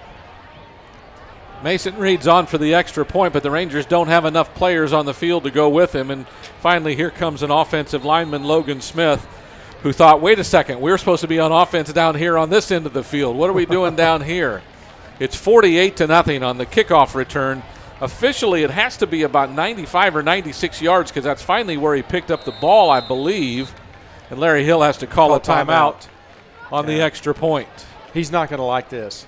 Well, he's not going to like that. You know, anything that's disorganized, he does not like that. So, well, we see a second offensive lineman that wasn't out on the field. It wasn't just Logan Smith. It was John Bauer as well, the left side. And Larry called a timeout, but I think he's ready to go right now. And now our stay focused, back guys. Judge tells the coaches to get back. They need a football. Oh, okay. Yeah. There we go. That's what the line judge was trying to tell us. You get to change kick. out. You get to use your own football when you're kicking. Okay, that's the deal. They kick off with their own ball. Yeah, that's right. But you get to kick the extra point with your football. I think we're ready to go.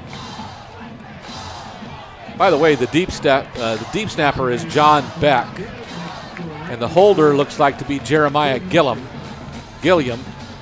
And the kick by Mason Reed is good, and it's 49-0, 17 seconds into the second half. I'll tell you, Reed has probably not played this much. Seriously, he may need to get the game ball after all the kicks and kickoffs and point after attempts, and he's definitely earned his stripes tonight. Well, we know Brant's probably listening, and I'm sure when he interviews Coach Hill this week, he can talk about that. Ice down the kicker's leg. You know that's always a good sign when you're a coach. Well, I hope they did that at halftime because he did look fresh. The extra point did look good. Well, he's had plenty of practice tonight, his seventh one. I've been impressed with their kickoff coverage, PAT teams, all the hands, what we call hands team or special teams. The Rangers have done a really nice job of just being organized, coordinated, disciplined, and assignment type of football because, you know, when you miss an extra point or you get one blocked like last week, you know how that turns the game around. And it really, most of the time, it's just 90% is mental. We have a different kicker. mental. Mason Reed has retired for the night. I'm telling you. And it is Brian Robles, listed as a defensive end at 5'8" and 170. The junior will handle the kickoff here. The end-over-end kick is not a long one, and it will bounce about the 13, fielded by Merrick, and he goes out of bounds at the 17, so kick coverage is good again. Actually, that's not Merrick that time. That is Beal. Corey McElroy on the coverage as the Rangers doing some celebrating of sort. Yeah. As we've got a whole bunch of players in there that probably aren't on the depth chart. So we'll start calling them out as we see them. Michael Smith is on the defensive line along with Robles, I believe. Linebackers are different as well. Jordan Johnson is one of the linebackers. We'll call them out to you as they make plays. New quarterback. Handoff. And going nowhere is Fulmer. Dropped about 2 yards behind the line of scrimmage, which they say was the 20. It's at the 19, so it's 2nd and 11. Del Bosque is the quarterback in for Anderson Trojans right now. I guess they're trying to just change the personnel around, see if we can get some sort of spark, get something moving. Trying to see something. Yeah. You have to have some kind of offense to be able to play football successfully. Back at safety is Jacob Johnson. Here's a quick pass out to the edge, kind of a short arm throw to Beal, who shoved out of bounds just across the 20. They'll mark him up to the 22. A gain of 3. It'll be 3rd down and about 8 yards. A bunch of players out there, including number 45, Caleb Reed. Yep. Good inside-out pursuit by the entire secondary of the Ranger secondary. As a quick pass to the outside, but when the Rangers are flying to the football like that and gain tackle, then it doesn't go very far, only for 2 yards. Anthony Valles is one of the cornerbacks on the far side. Here's Bosque to pass, completes it out on the far side, gets by one of the defenders, then slid down, tackled about the 29. It'll bring up 4th down. We'll see if they might want to take a chance down 49-0 and go for it. Might as well. But I think it looks like the punt unit is coming out. Well, maybe if they can flip this field territory. Position, field position. It'll be it gives them a chance. Woodard will go back deep as Graff comes in to punt. He's been more active tonight than I think he wished he was. Yeah. Good pressure, not a bad kick, kind of low line drive. Gets a good bounce, and then it bounces out of bounds at the 43-yard line. So not a good punt, about 27. 27, a little more than that. So the Rangers will start 1st and 10 from their own 43-yard line, so they didn't really flip the field very good on not much of a flip there, is it? The short punt. More of a flop than a flip. 28 yards officially on the punt. No return. Woodard kind of frustrated. There hadn't been a punt that he's been able to catch since the first one. So the Rangers bringing some backups in on offense as well, and here's illegal procedure. Somebody moved on the far side. Ryan Hill, the wide receiver on the far side. Not sure it was him, but movement. The backup quarterback is in as well. We'll tell you that Colton Eilers, a 5'11", 155-pound junior, his first experience of the season, is in at quarterback. 2 receivers to the right, 1 to the left, 2 backs in the backfield. Handoff, faked, now completed, pass out to the edge to Rios, and he steps out of bounds near the 40-yard line, maybe the 41, so a loss of a gain of a couple of yards after the penalty. Be 2nd down and long. I don't think they're going to get too fancy. I think what they're going to just basically do what the defense gives them, if it's run or pass. I don't think they're going to take any high risk, kind of long pass plays or anything like that, but just to run the football, base offense. So a handoff going left. Yep. Is not going to go for much. It's Franco. And then he reverses field. He's got some room across the 50. inches out as he tries to muscle ahead near the first down. I think he'll be marked down at the 48. It'll be 3rd and 1. There's a whole host of defenders there. Again, backup linebacker Trey Wood among them, making the tackle at the 48-yard line. Franco really didn't have anywhere to go. The way the play was designed, but sure, with his athleticism, he was able to cut back across the gain and pick up something. So now the Rangers hustle up to the line of scrimmage. And we have more whistles. Timeout, Austin Anderson. 7:51 to go in the 3rd quarter. The Rangers up 49-0. We're back after this timeout. Whether you're out at the beach or chilling poolside, the summer heat is here and Music Choice is turning it up. Chill out with the latest music from your favorite kids artists and more. Your music lives here on Music Choice. Hey guys, it's Sophia Carson here. Check out all of my music videos available on Music Choice On Demand. Available on GVTC. Just go to Free On Demand and select Music Choice.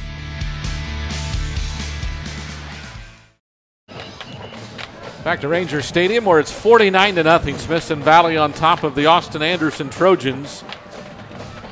Right now with 7:51 to go in the 3rd quarter, it's just finding enough things to talk about that don't seem too mundane as the Rangers giving some experience time to a lot of the backups, including backup quarterback Corey Eilers.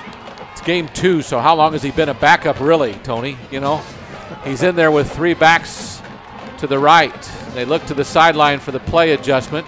10 seconds to go on the play clock. Eilers tells his offensive line what adjustment they've made, takes the snap, hands it off. Yep. Not much room for Franco this time. On 3rd and short, he won't get it. The offensive line doesn't create much room for him. Jeremiah Byers on the defensive line makes the tackle. Back at the 50, it'll be 4th down and about 3, and the punt unit comes on for the Rangers and Brance Anderson. Is this his 2nd punt of the night?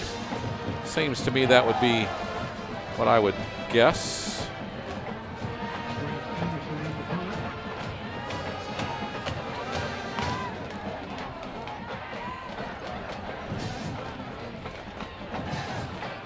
Anderson's punt, not a bad one. Fair catch called for, but not made. Then it takes a Trojan bounce and is downed around the 26-yard line, I believe, is where they'll spot it. That's where the Trojans will start 1st and 10. Still doing some substituting now on defense. A lot of second teamers and even some players.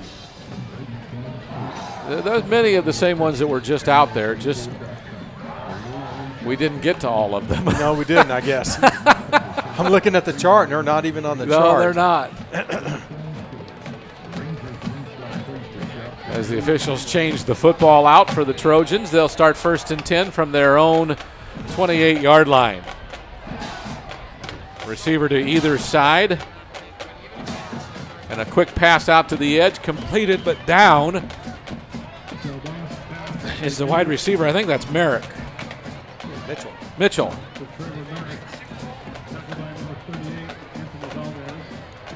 Quick huddle, no huddle. Bosk again, same pass play. Mitchell again, this time wrestled down after he gets the 1st down. The ball be marked up to the 41-yard line. Well, they can keep doing that because the corner has a 12-yard cushion on the wide receiver. So I would do the same play and just march down the field until those corners come up and start pressing them. Anthony Valdez, the corner on that side, but so is the corner on this side, which is Greg Eggleston. Now they try to run it. Nice looking run out to the edge across the 40. That is not Fulmer, is it? It is Fulmer. It is Fulmer. Oh, yeah. Pardon me. He ran with some more effort that time than we'd seen him the whole game as Coy Fulmer breaks one off about 30 yards. Little counter play back to the weak side. Nice blocking up front by Alonzing and Ramsdale. So here's a quick pass to the edge again. It's Mitchell. Valdez wraps him up, but not before a 1st down yardage near the 18-yard line. Same pass play. 12-yard cushion by the corner. They're going to keep doing that little quick hitch. So Valdez on the tackle, but it's 2nd and short as he didn't get the 1st down. Del Bosque again takes the shotgun snap and gives it to Turner, coming left in a crowd, gets a first down across the 17-yard line. That counter play again. It's just a counter trap between the guard and the center. And the outside, the left tackle, John Ramsdale, did a nice job again, caving down the defensive end. A little bit of a crease for the runner. That time, Fulmer had enough to be able to pick it first down. So 1st and 10. Well, there's a dangerous pass, finally caught on a little bit of a wide receiver screen. Not real sure. Looked like it could have been intercepted with another quick move, but the Rangers give it up. Out there on part of the coverage is Valdez. Alfonso Valdez with Anthony Valdez. Now a handoff. Fulmer up the middle, gets tripped up at the line of scrimmage. He'll fly forward for a couple of yards, and it'll be 3rd down and about 6 from the 13-yard line. Nothing fancy about that play. Just a quick dive right through the B gap. Man-on-man blocking. Enough for Fulmer to get a few yards out of it.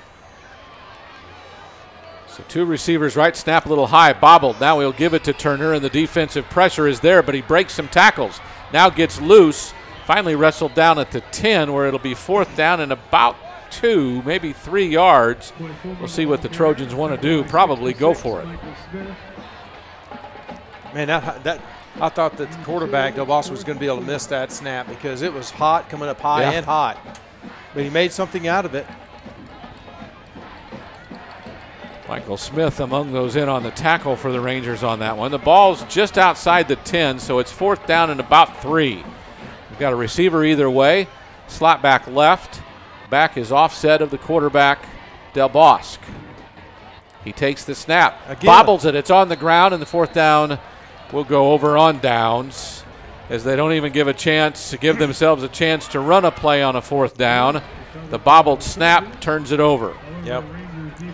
Mistake after mistake. They finally got some momentum, marched down the field, got some plays that seemed to be working for them, some pass plays, a couple quick hitches out to the flat, counter trap play with Fulmer running at about 35 yards. Things are starting to move. You'd at least want to see him get in the end zone one time. But again, they bogged down on that 4th down. Bad snap from the center. It's over. So the Rangers come out, quick pass out to the edge, and the defense is right there. Intended for Moorhead. Tackle made by Andre Jackson. Jackson had that read from the very beginning. That quick hitch, wasn't going to go anywhere. Andre Jackson actually was one of their leading tacklers from last week, also with an interception. So he's a heck of an athlete. He read that one beautifully.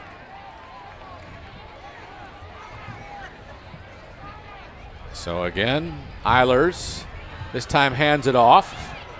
And a nice looking run that time. Again by Franco. The junior gets a 1st down run past the 25 to the 27 before he's dragged down. They actually mark him up to the 28. It'll be 1st and 10 there for the Rangers. Should we call that play a counter trap or a counter tray play? Because it's almost identical to the counter tray. Pulling that outside guard.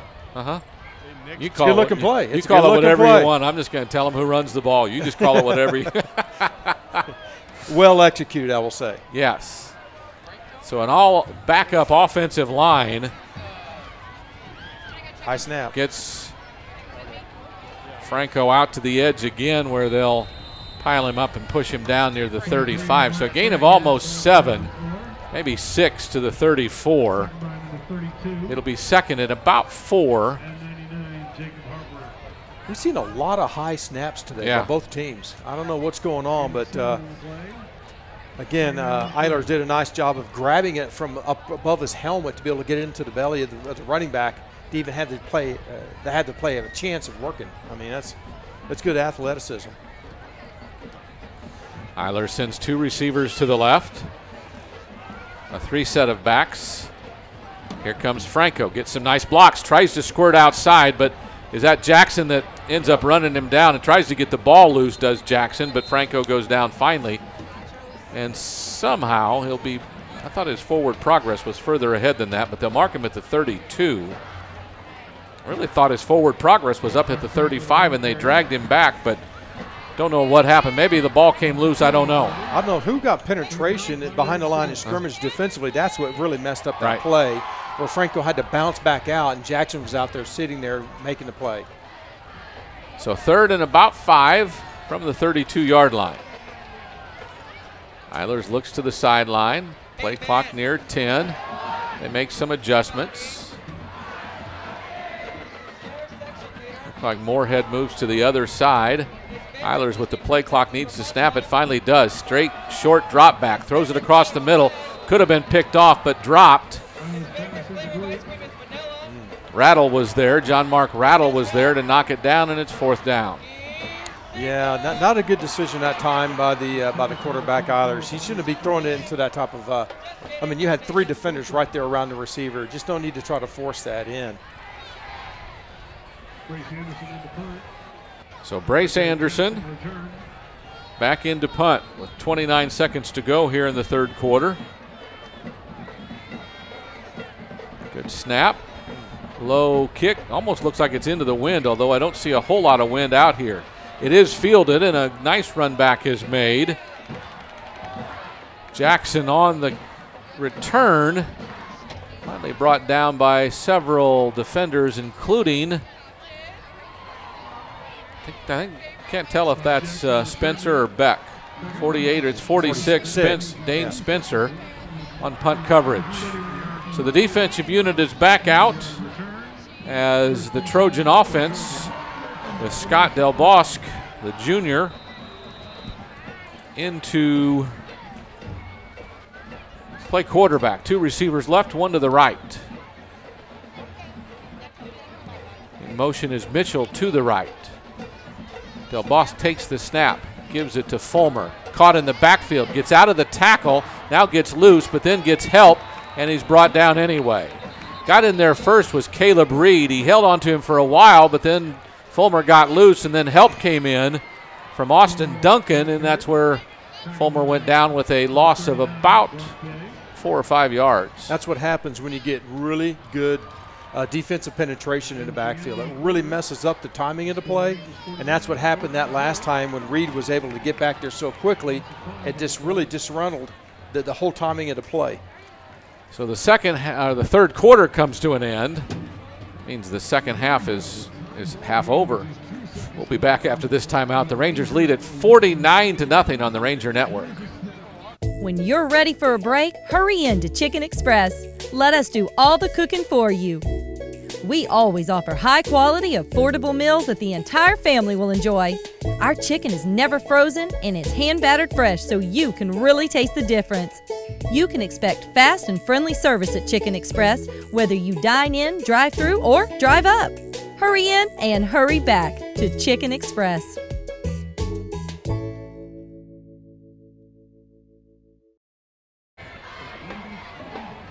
We come back to start of the 4th quarter, 49-0. The Rangers on top. They've won the second half 7-0 so far. Not nearly the scoring of the second half that we saw in the first half, and that's okay as well. They did establish a little bit of offense at the beginning of that 3rd quarter. A little quick pass here and there, a little counter tray up the middle. I mean, they start generating a little bit of offense. They just kind of bogged down with the bad snap from the center. I can tell you one thing. These Ranger defenders, though backups as they are, they know this is a shutout in motion, and they want to keep it going. 3 receivers to the right with 2 defenders covering. We've seen this formation all night long, and now somebody moves on the offensive line to send the Trojans back 5 more yards. I don't understand why they don't hit their inside receiver. The safety is literally 15 yards back. Just pull up and throw it. Just pull out and you do a quick out. That would be a 5 route. And I don't understand why it's so easy to do.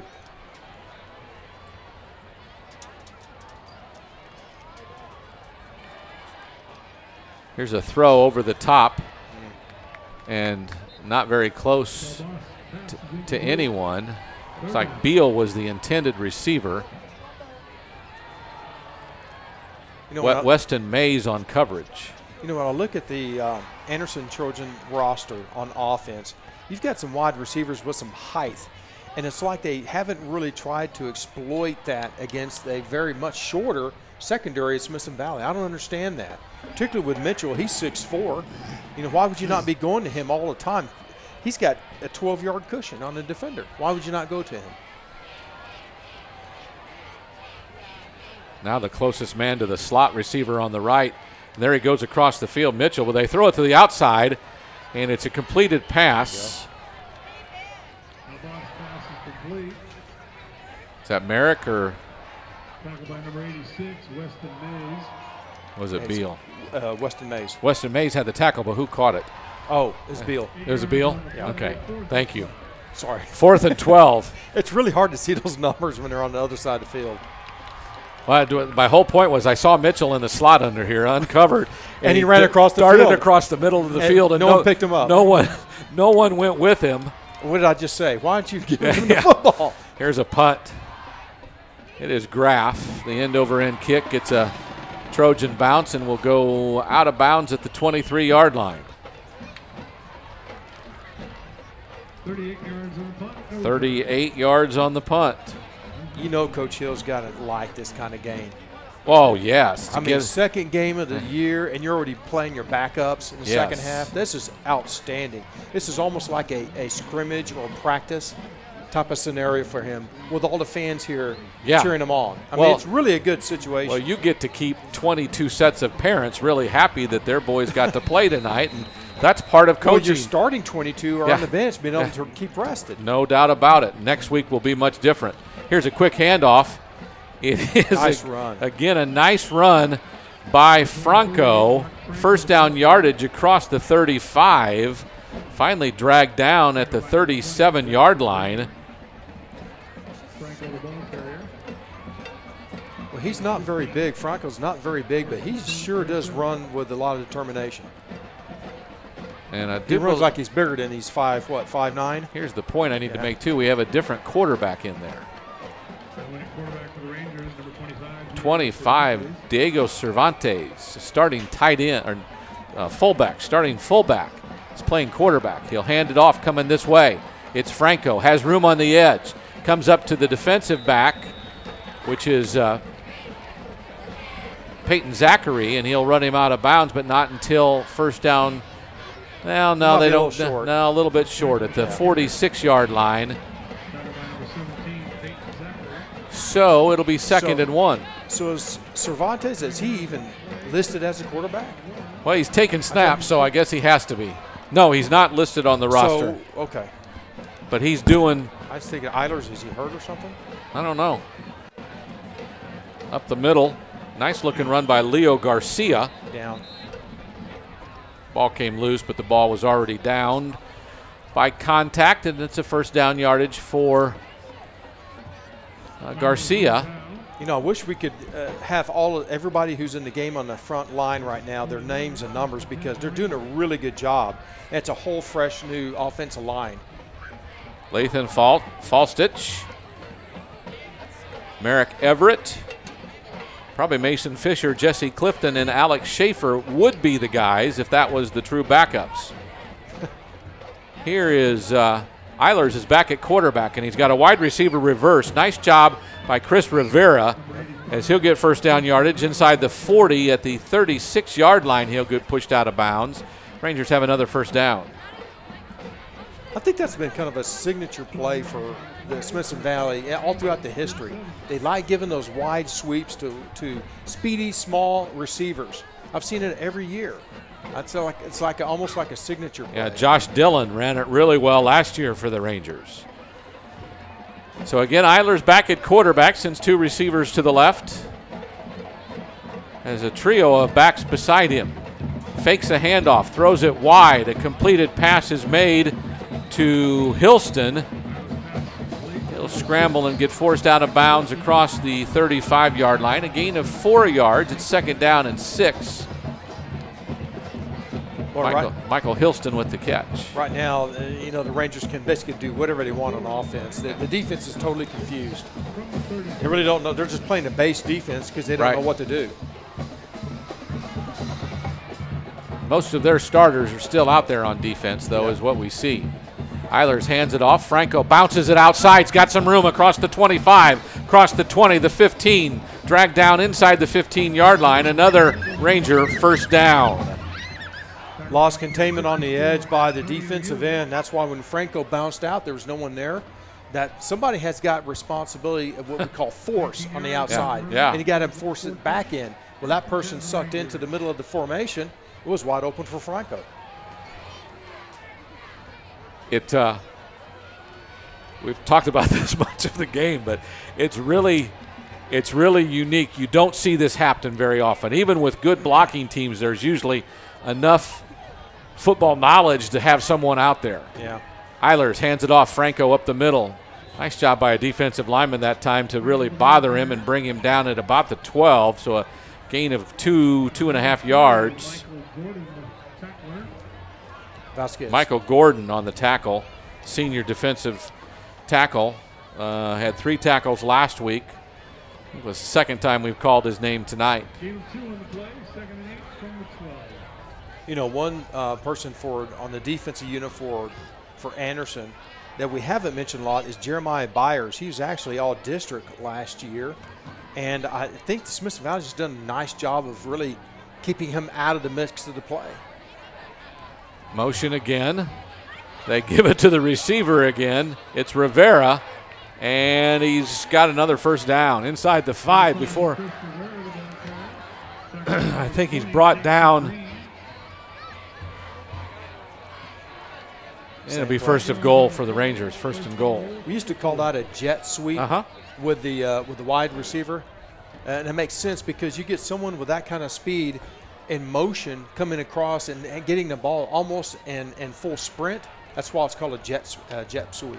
And Chris Rivera, the junior receiver, has shown himself very able to run that play. Nice pitch by Eilers out wide. And headed for the pylon and scoring a touchdown is Leo Garcia. His first touchdown of the season for the senior running back. Good for Leo. Again, defensively break down on the edge. No one has contained. And Leo was able to bounce out and get right inside the pylon for a touchdown. One of the receivers was out there with a nice block. I think it was Hilston, but he did get some help getting to the end zone.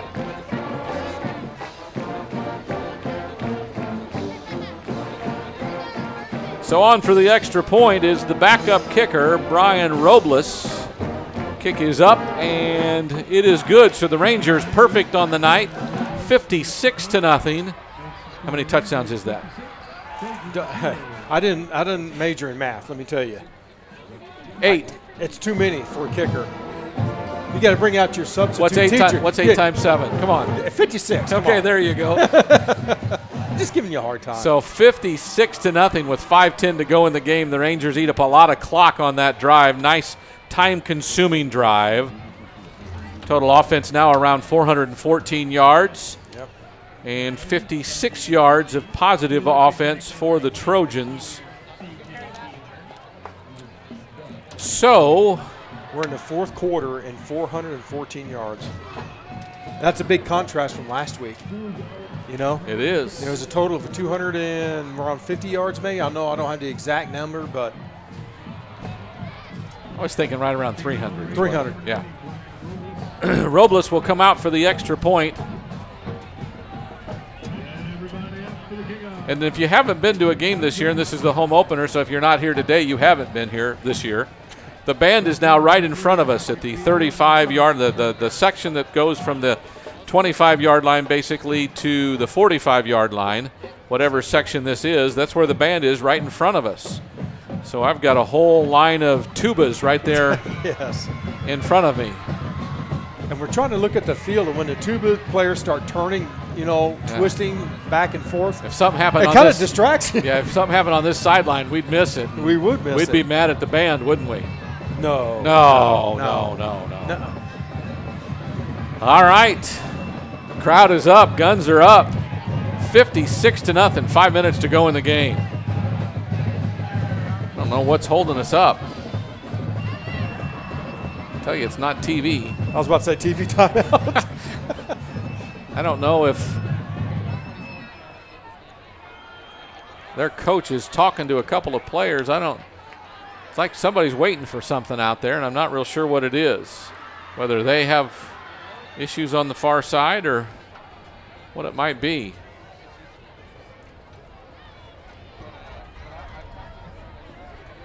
Our referee is back deep with one of their receiving guys, and the score clock's working. Maybe everything's working. Maybe one of the officials was over there.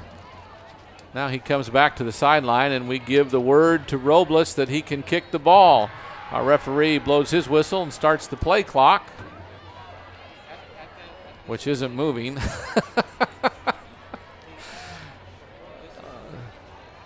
There we go. Now he winds it. Now he winds it.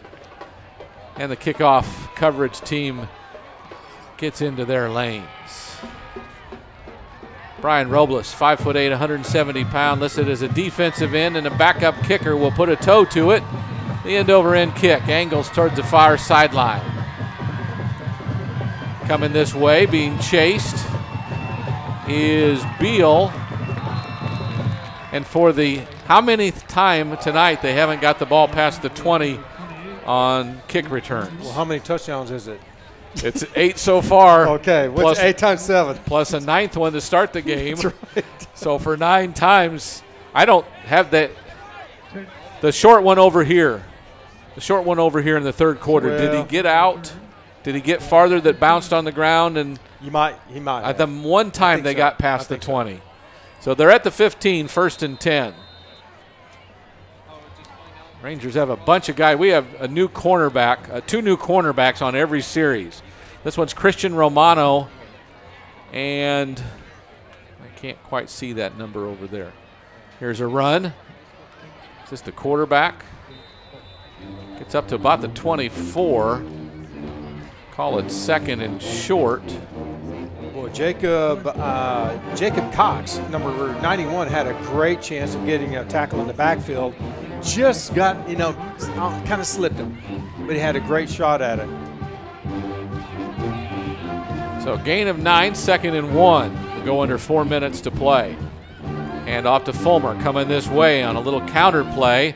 Nice tackle, though. Christian Romano, the corner, met him at the line to go, but they give him forward progress for a first down. But a nice tackle by Romano, the junior quarterback at 5'10" and 150. He did deliver a blow on that one. Picked him up off his feet, laid him back on his back. That's kind of that picture form tackle. You always, you always want to do that, don't you? Oh, yeah, absolutely. Yeah. So 1st and 10 on the ball that goes out to about the 27. 3.5 minutes to go in the game. Who's our quarterback now? Is this back Adams? Is this Adams? Yes. It is. Hand off to Fulmer up the middle. Nice play. Breaks one defender, then gets rocked down by Weston Mays, the safety. Senior made a nice stop there. A short gain of about 2 at 2nd and give him 3, 2nd and 7. Mays, nice inside-out pursuit. Put his helmet right in the numbers and drove the ball carrier back. Great tackle. So as we go under 3 minutes to play, it is 2nd and 7.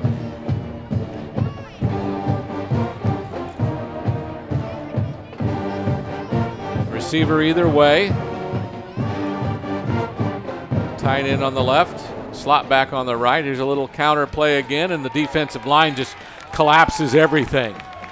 Vincent Ramirez, a linebacker's in there. A couple of defensive linemen. We'll see who comes off the pile. Mays was back there again. Robles again. Yep. And Matt Mesa was in on the play. Everybody up front. Yeah. Party at the pile. Exactly. 3rd and 7 from the 30-yard line as Trojans not really in too big of a hurry. They're trying to get some plays off here at the end of the game. They'd love to get that big goose egg off the scoreboard, but probably not going to happen. Now here's a pass play. Adams looking long, has a man. Coverage beats him to the spot and almost intercepts it. Defensive back on that time saw the ball was going to be short. Was it Luke Mormon or Austin Duncan? Austin Duncan got back and turned his body and almost caught the ball intended on the play by Dean Dixon was a receiver. Yeah, for Dixon. And actually the receiver becomes the defender in that situation. Right. And so Dean Dixon actually did a nice job of making sure it wasn't intercepted. But it is 4th down, and they'll punt with 1:30 to go.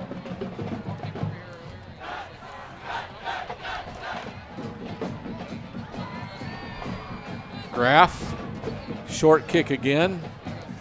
Takes a Trojan bounce, and he'll get an extra 7 or 8 yards out of it and be down at the 37-yard line. Well, now the Rangers will come back on offense one more time. I expect they'll take a knee a couple of times or at least just run the ball up the middle. This game is effectively over. 56-0.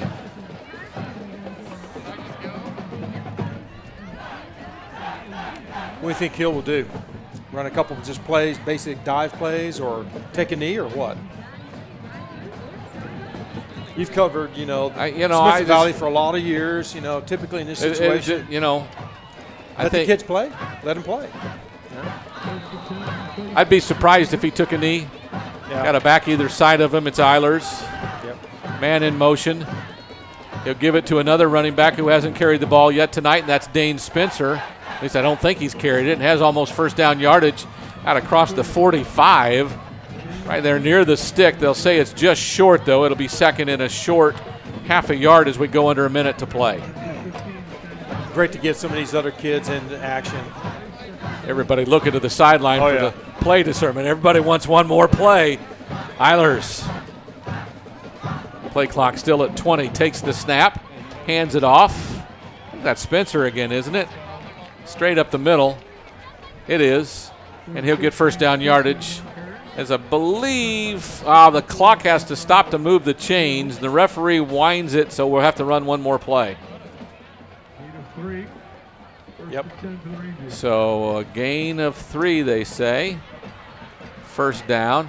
Here's a jet sweep fake. Eilers will keep it. He'll run this way. He's obviously been told to stay in bounds, and he does as Jackson brings him down at midfield. The clock continues to run, and that will be the last play of the game. So the Rangers will win it to go to 2-0 on the season.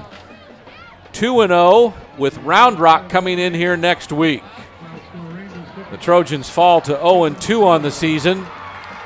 And with what they have coming up next, a game at home against LBJ and then Austin High and then Liberty Hill, they've got their work cut out for them, to say the least. They do. And again, we didn't see them play last week against McCullum, but statistically, you thought, wow, they're going to come into the stadium and give a fight and be a good football game. But Smithson Valley, they just really laid the wood on them. I mean, that's all you can say. They came out determined, they executed well, and they came out big. And we will have post-game information for you after this timeout. The Rangers win at 56-0 on the Ranger Network. Flimsy microwave bacon tastes, but Wendy's oven-baked bacon tastes. Add it to fresh, never-frozen beef, and you've got a Junior Bacon Cheeseburger. A JBC with 4 nuggets, fries, and a drink is what makes Wendy's 4 for $4 so deliciously different.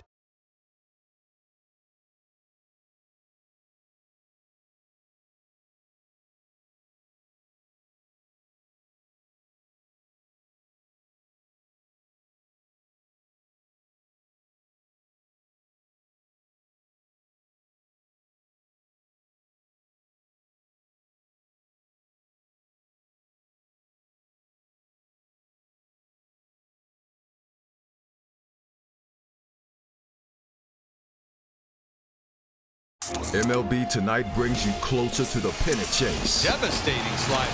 Leaping grab. That's number 3. Closer to the epic moments. That ball is cashed out to center. And a dive and a catch. Closer to the critical plays. Now you can use your hands more. Now I go into a fine focus. Boom. The analyst of MLB Tonight, bringing you closer to the pennant chase. This is it. On MLB Network, home of 2 American League Division Series games. Experience the best seat in every ballpark with MLB Network Strike Zone. There it goes! Catch baseball's biggest moments from around the league live on one channel. You gotta be kidding me! See the clutch hits. It's a goner! Great grabs. Unbelievable! And walk-off winners. Game winner! All without changing the channel. Let's go home! Bring home MLB Network Strike Zone. Tuesday and Friday nights, commercial-free all season long.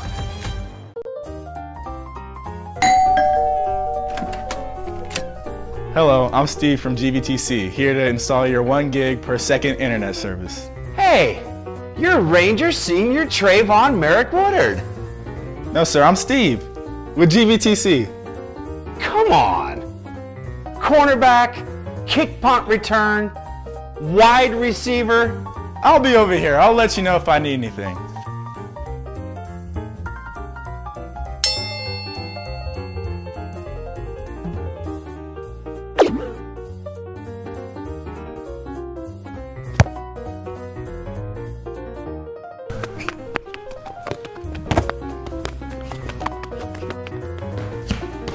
Just came in to set up your Wi-Fi. Thanks, Steve.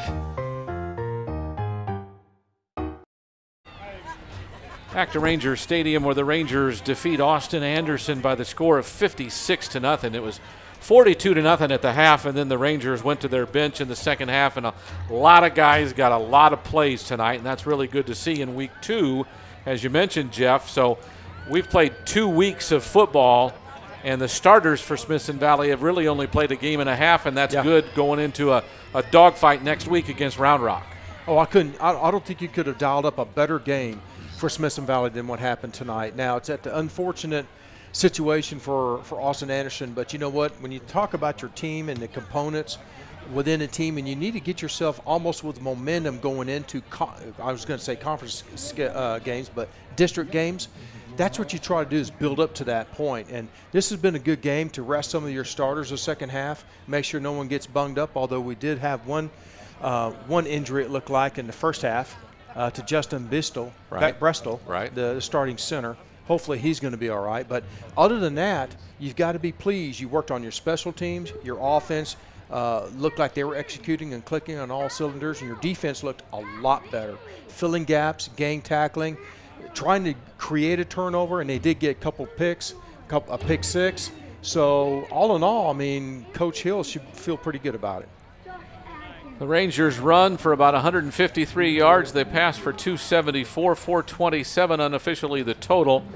About 10 yards of play, and time of possession, my guess is about 35 to 25 is what it probably was, because they had more time of possession than did Austin, but Austin still ran a lot of plays, just not very well. Just not very well. Sorry, I had to get that out. Levi Williams, unofficially 13 of 18 for 209 yards, 3 touchdowns, all in the first half, with 1 interception on just an ill-advised throw that he'll learn that's a ball that you don't want to put in there. But he looked sharp for the second week in a row. He sure did. And you know what? What I saw today was someone just managing the game and being a leader out there in the field and really making good decisions, except for that one pass play. But other than that, I thought he showed a lot of composure. I really like his feet work in that one particular pass play where he had to come up into the middle of the formation because he got pressure from the outside. He was moving his feet, keeping his eyes down the field, and he delivered a bullet for a touchdown. I mean, it's just I saw a young man that really developed from week 1 and week 2, and he looked pretty darn good tonight. All right. I think we're about ready to wrap it up, but let's talk about defense real quick before we do. And again, next week it's Round Rock here at Ranger Stadium. Brad Freeman and I will have the call. Jeff will be here with stats, and we'll bring you all the exciting action. That's when you put 2 words together. Exciting action next week, and we hope you can be with us here on the Ranger Network. But defensively, they weren't in but for a half, but C.J. Keeler is a name we called a lot. Trey Witcher had some plays. Zuber was obviously big as he was a week ago. But I thought Jordan Johnson, Will Gibbons, and Matt Colemansberger all were linebackers that were very active and did good things as well. What are your thoughts? I'd agree with you 100%. When the defensive linemen are doing their job and getting penetration, those offensive linemen aren't getting back to the second level where the linebackers and the strong safeties coming in. So that's when the defense schematically is supposed to look like. And so that's why the linebackers for Smithson Valley were all over the field making plays. And a lot of the linemen were too. They're getting great penetration. Again, it's a 4-3 defense, single gap type of defense. They like to get upfield, and they use their quickness to do it. So Larry Hill will be excited to move to 2-0 and get ready for Round Rock next week. Again, we'll have it for you here on the Ranger Network. So for Chris Gutierrez, who gave us all the good stats tonight, for Jeff Gandy, this is Tony Brubaker saying good night and God bless. The Rangers win at 56-0 on the Ranger Network.